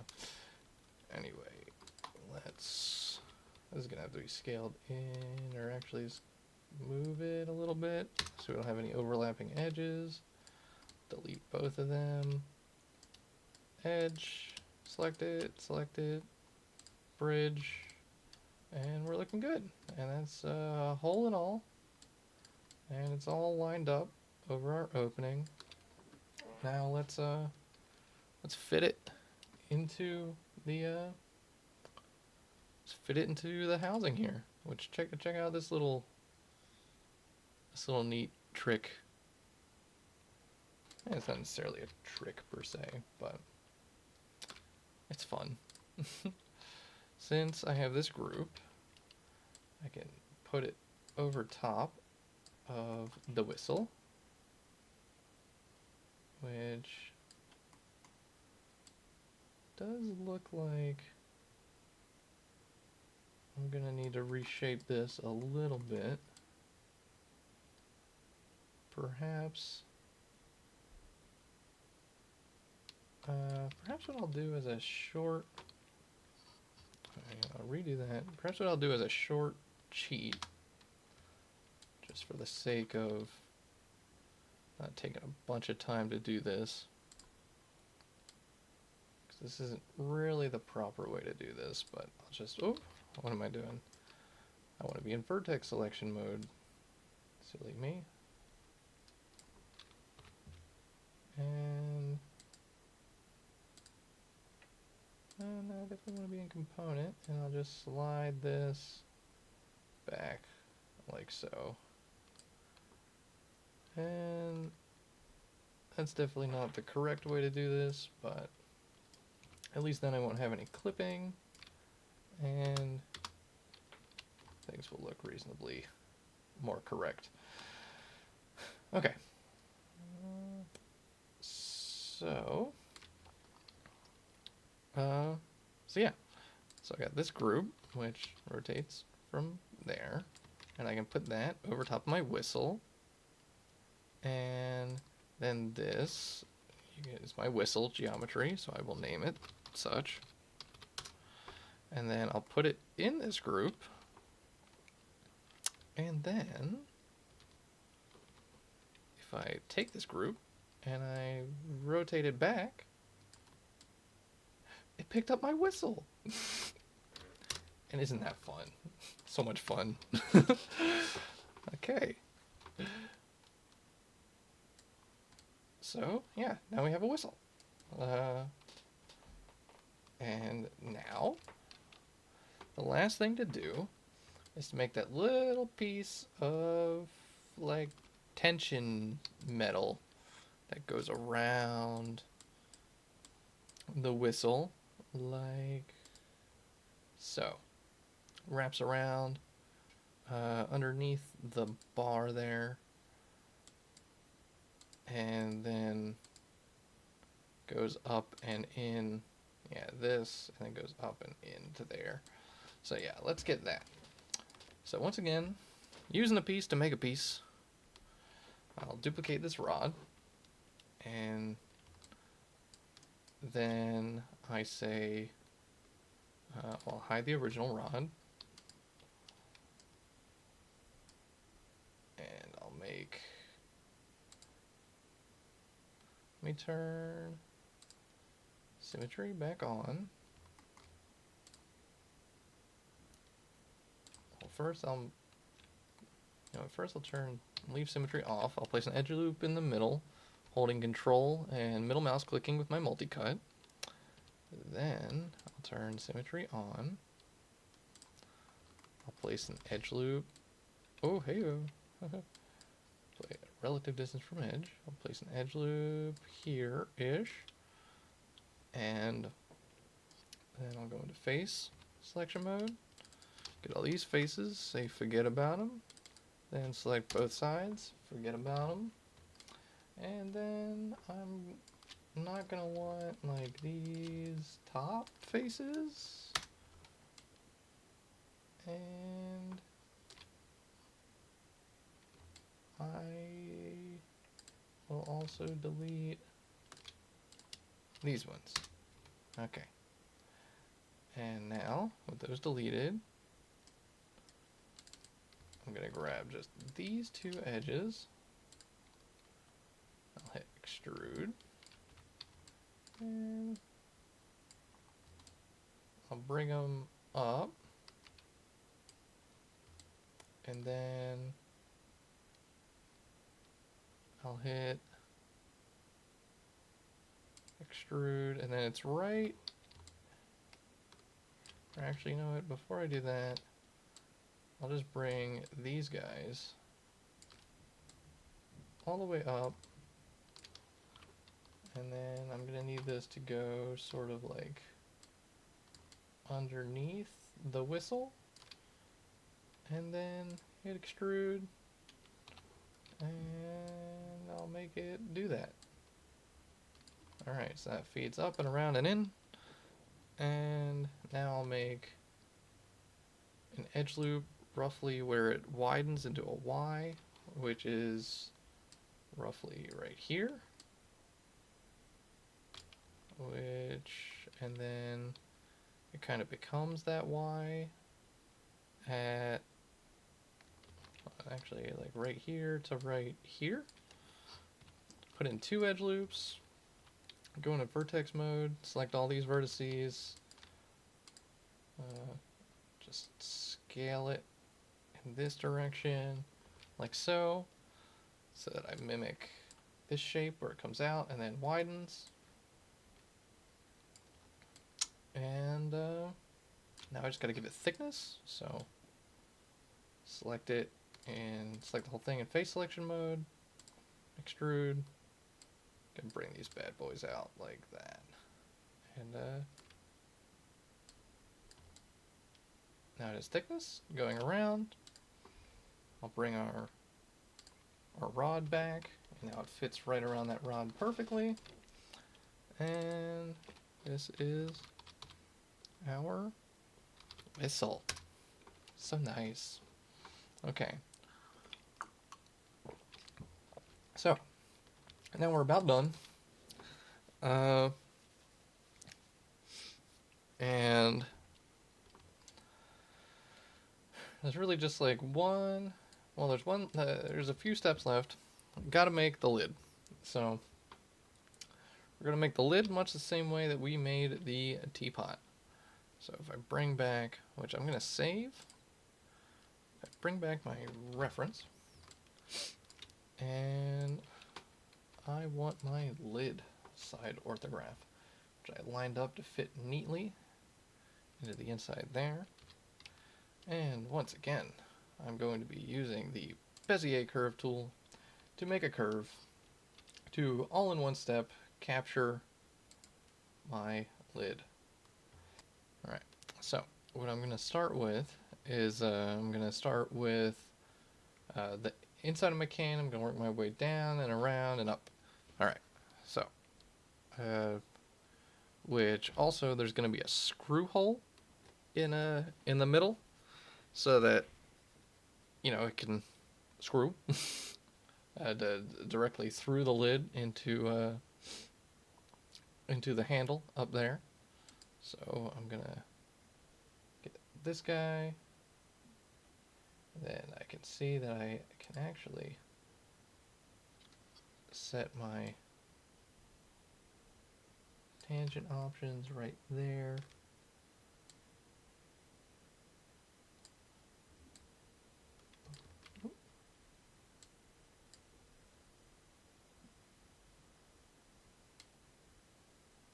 And then I can start with these like broken anchor tangents.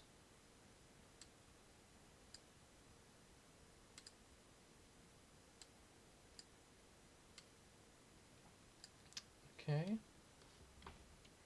And grab this guy.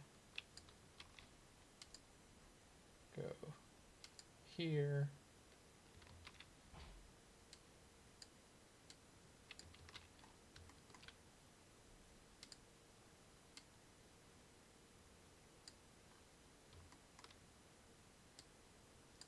And then, all right, and then up.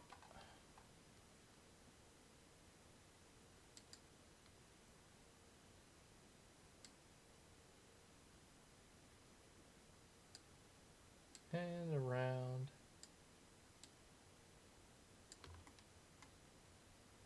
And I want this to be nice and even and back. Okay, so now I'm gonna make some edits to make sure that these are nice and crisp. So for one, down here, I want to set both of these to curves, Bezier curves, anchor presets, Bezier corner. Now these are both flat corners with one another. And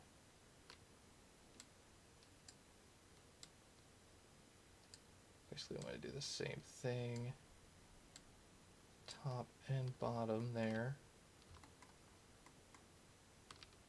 And I want to get this guy, make that nice and flat. I want this to be nice and flat. Also, there we go. And bring this down. I just want to make sure that this captures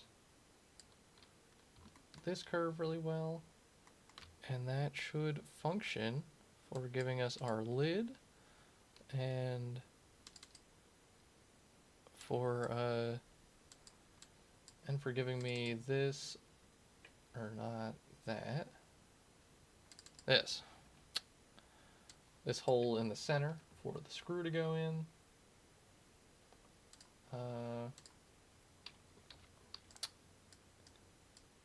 And object mode. And alright, so now I will revolve this the same way that I revolved the whole original teapot. So I'll go polymodeling, or no, pardon me, curves and surfaces, and then I got the revolve right here, which again is up under revolve right there too. But I'll revolve that guy, and then I gotta go and modify, convert Nurbs to polygons, and basically all of our same settings from before should be good still. Per span, number of isoparms, and general and quads. So I'll just hit tessellate, and once again, you can see I'll pretty clearly need to, not that one, but this guy is going to need to be more, but I'm also going to need some more resolution here, because I'm going to need to make this little cutout in the side, and I'll just put even more going around there, and that let me try and make sure I get like a center line on this. So let's go 33, and that looks like that'll do it. Yeah, that looks like a center line to me. So yeah, which I could go even more, like 41. Yeah, sure, I'll do that. Doesn't quite need to be so high poly, but forget it. I think this spacing will help me with this a good bit. So on that principle, I'll keep it. Alright, so now I'll duplicate this, and once again, I'll group these into a utilities group that I will hide, and my duplicate won't be connected to all that. And if I ever need to go back and make edits, I have my geometry ready. And hide my reference, because at the moment, I just want to come in here. I'm going to close up this hole that's left. And polymodeling bridge. Alright, now that's closed up. And now, bring my reference back. And what's gotta happen is I gotta make these right here. I gotta make these right here, and I gotta make this hole, this U-shaped hole on either side. Now in practice, what I did was this. I extrude, or hold on, actually, let me undo that extrusion, because you know what, I think I'm gonna want all of these like this. Anyway, in practice what I did was I extruded, and then I scaled it in. Then I used circularize, which, let's see, am I able to make this all -11?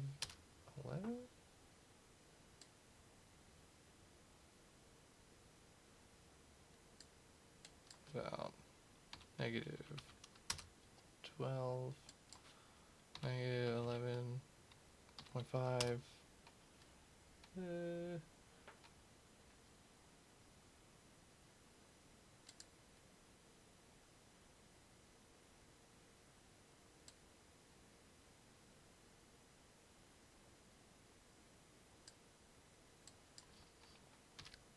11.3, -10, -11.5, I don't know. Close. Whatever, I'll just get it close. And then bring this in. Let's change my axis orientation to object, and then that should let me orient all this more along those lines. And then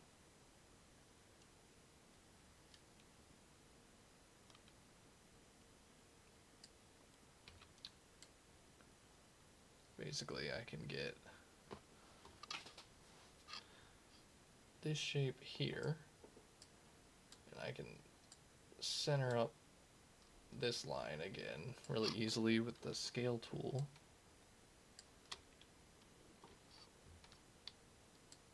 And, you know, just move this back in Z. Now that's perfectly straight again.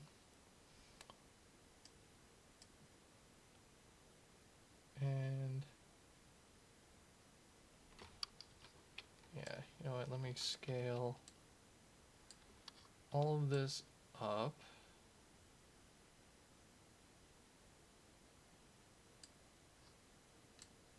And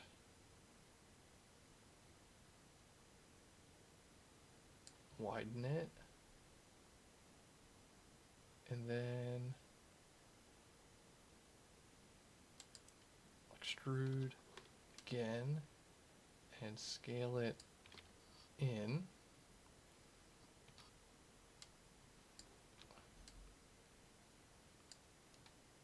Make it more perfectly circular this time. And now I can put an edge loop in the middle of each one, which, heyo.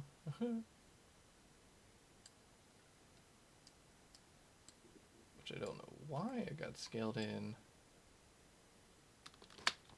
like that, but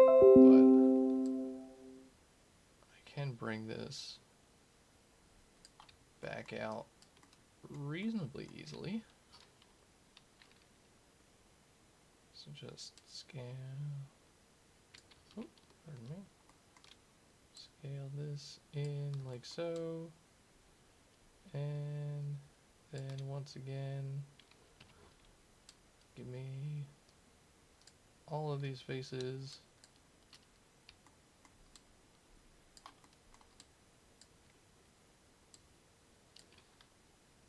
And scale this all back out. Heyo. Something probably had something to do with my axis orientation I just didn't realize. But let's bring it back in a little bit.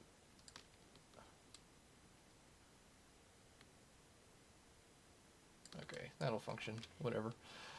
Okay, Anyway, back to inserting the edge loops that I wanted to insert, which I'm going to want to put them right in the middle of each one. So put it in the middle there, and in the middle here.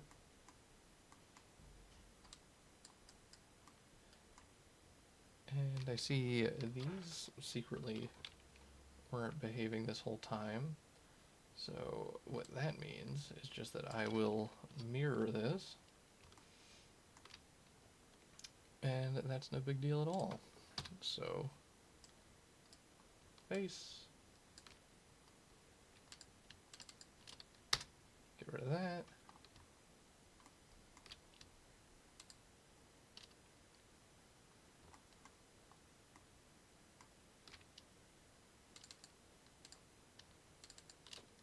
Get rid of this. And get rid of that. Grab this. Mesh. Mirror. Bind with original. Merge the border vertices with merge it on X. Mirror. And you know what? I might as well just... It's just as well that I wait to do this, because there's no reason not to wait until after I finish up with this here. Anyway, the purpose of this is so that I can grab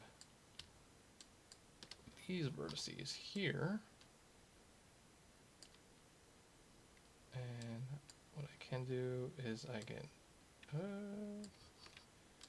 scale them one way and then the other to make them more perfectly align also, which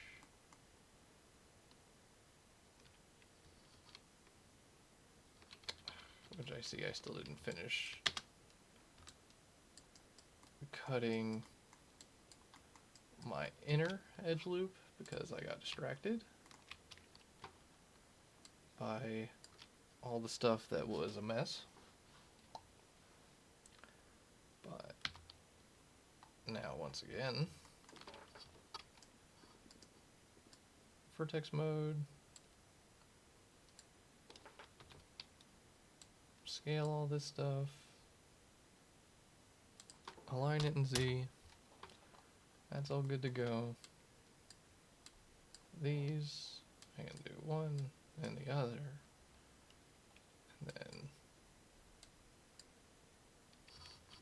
actually for this I should be able to use Symmetry, Object Z, one, the other, move those into place, one and the other, that into place, one and the other, move this guy into place, and I'll just try and commit to 1/2 of this because I can see it's not perfectly lining up. And this edge here,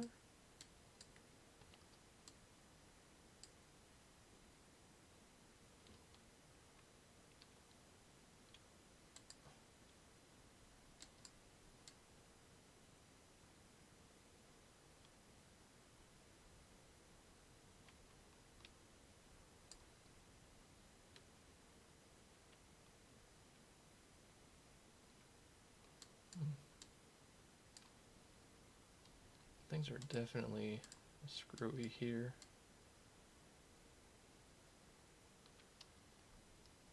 Okay. Regardless.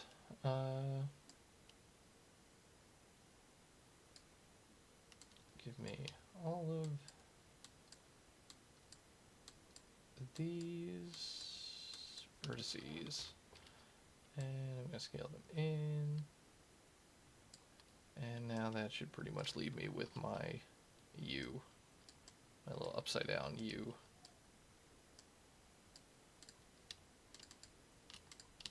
And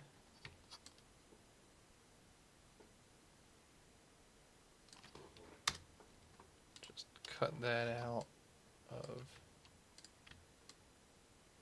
the inside as well as the outside. And that'll leave me with a hole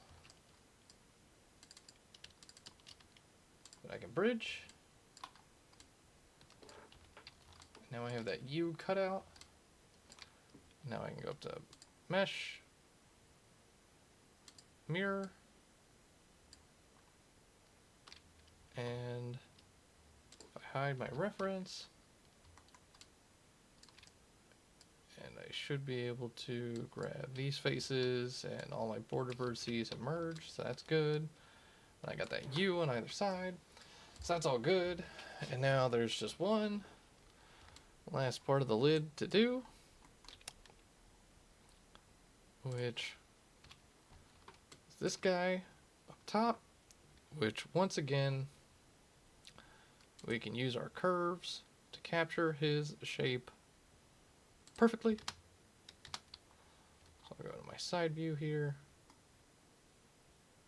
and you know what, I'm gonna bring this down so that it lines up more so with the geometry that I have here. And here we go. Get my Bezier, and I can click, click, and not quite that sharp, more like here-ish. Bring it up, and that's good to go. Bring that over, and bring this over, and then control vertex, scale these to make sure it's totally flat up there.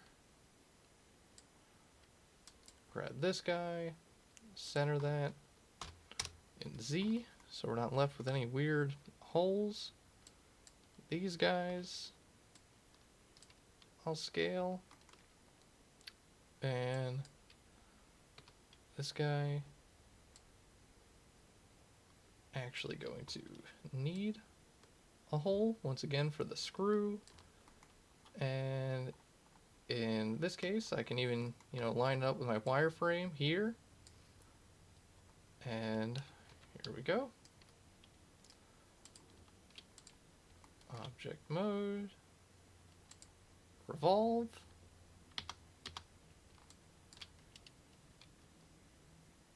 modify, convert Nurbs to polygons. I'll just up each of these to 12. Get that. Duplicate it.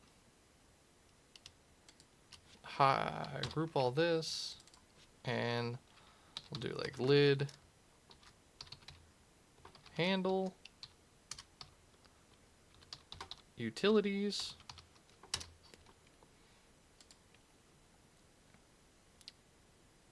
which I should probably check. Yeah, and actually I don't quite want to have a duplicate yet, because I want to just a few things here still.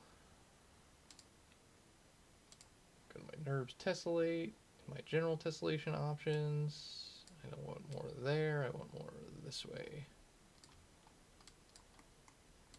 And that's looking beautiful. So duplicate that, move that duplicate out of here. Get this, and then this is my lid, handle. This is my lid. Hide my lid a second. Reference. Goodbye for now. Gotta make an inside here. So double click this guy. poly modeling, extrude, bring it down for that good old screw to go into, extrude, merge to center, and we have a lid. Yep, and that should be that. Okay. And bring my teapot back. And then group. Lid.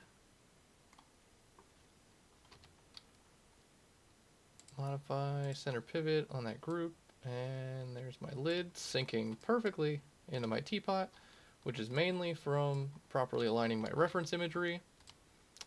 And alrighty. So that's basically it. That's it with all the problem areas put together. But now, just real quick, I'm gonna blaze through the yeah. Actually, you know what? I'm not gonna blaze through anything.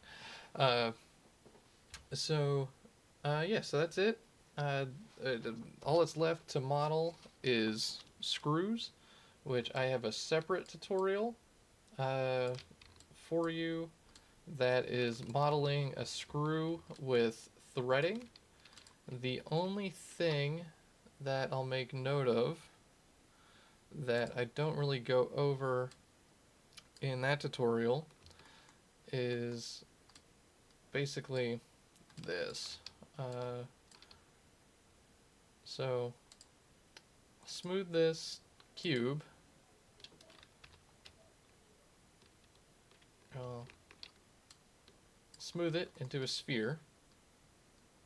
And then to make that Phillips head pattern onto a flat bottom screw, what you can effectively do is that will flatten the bottom of the screw there, but then you're going to want to attach this to your cylindrical screw, so all this is going to go away.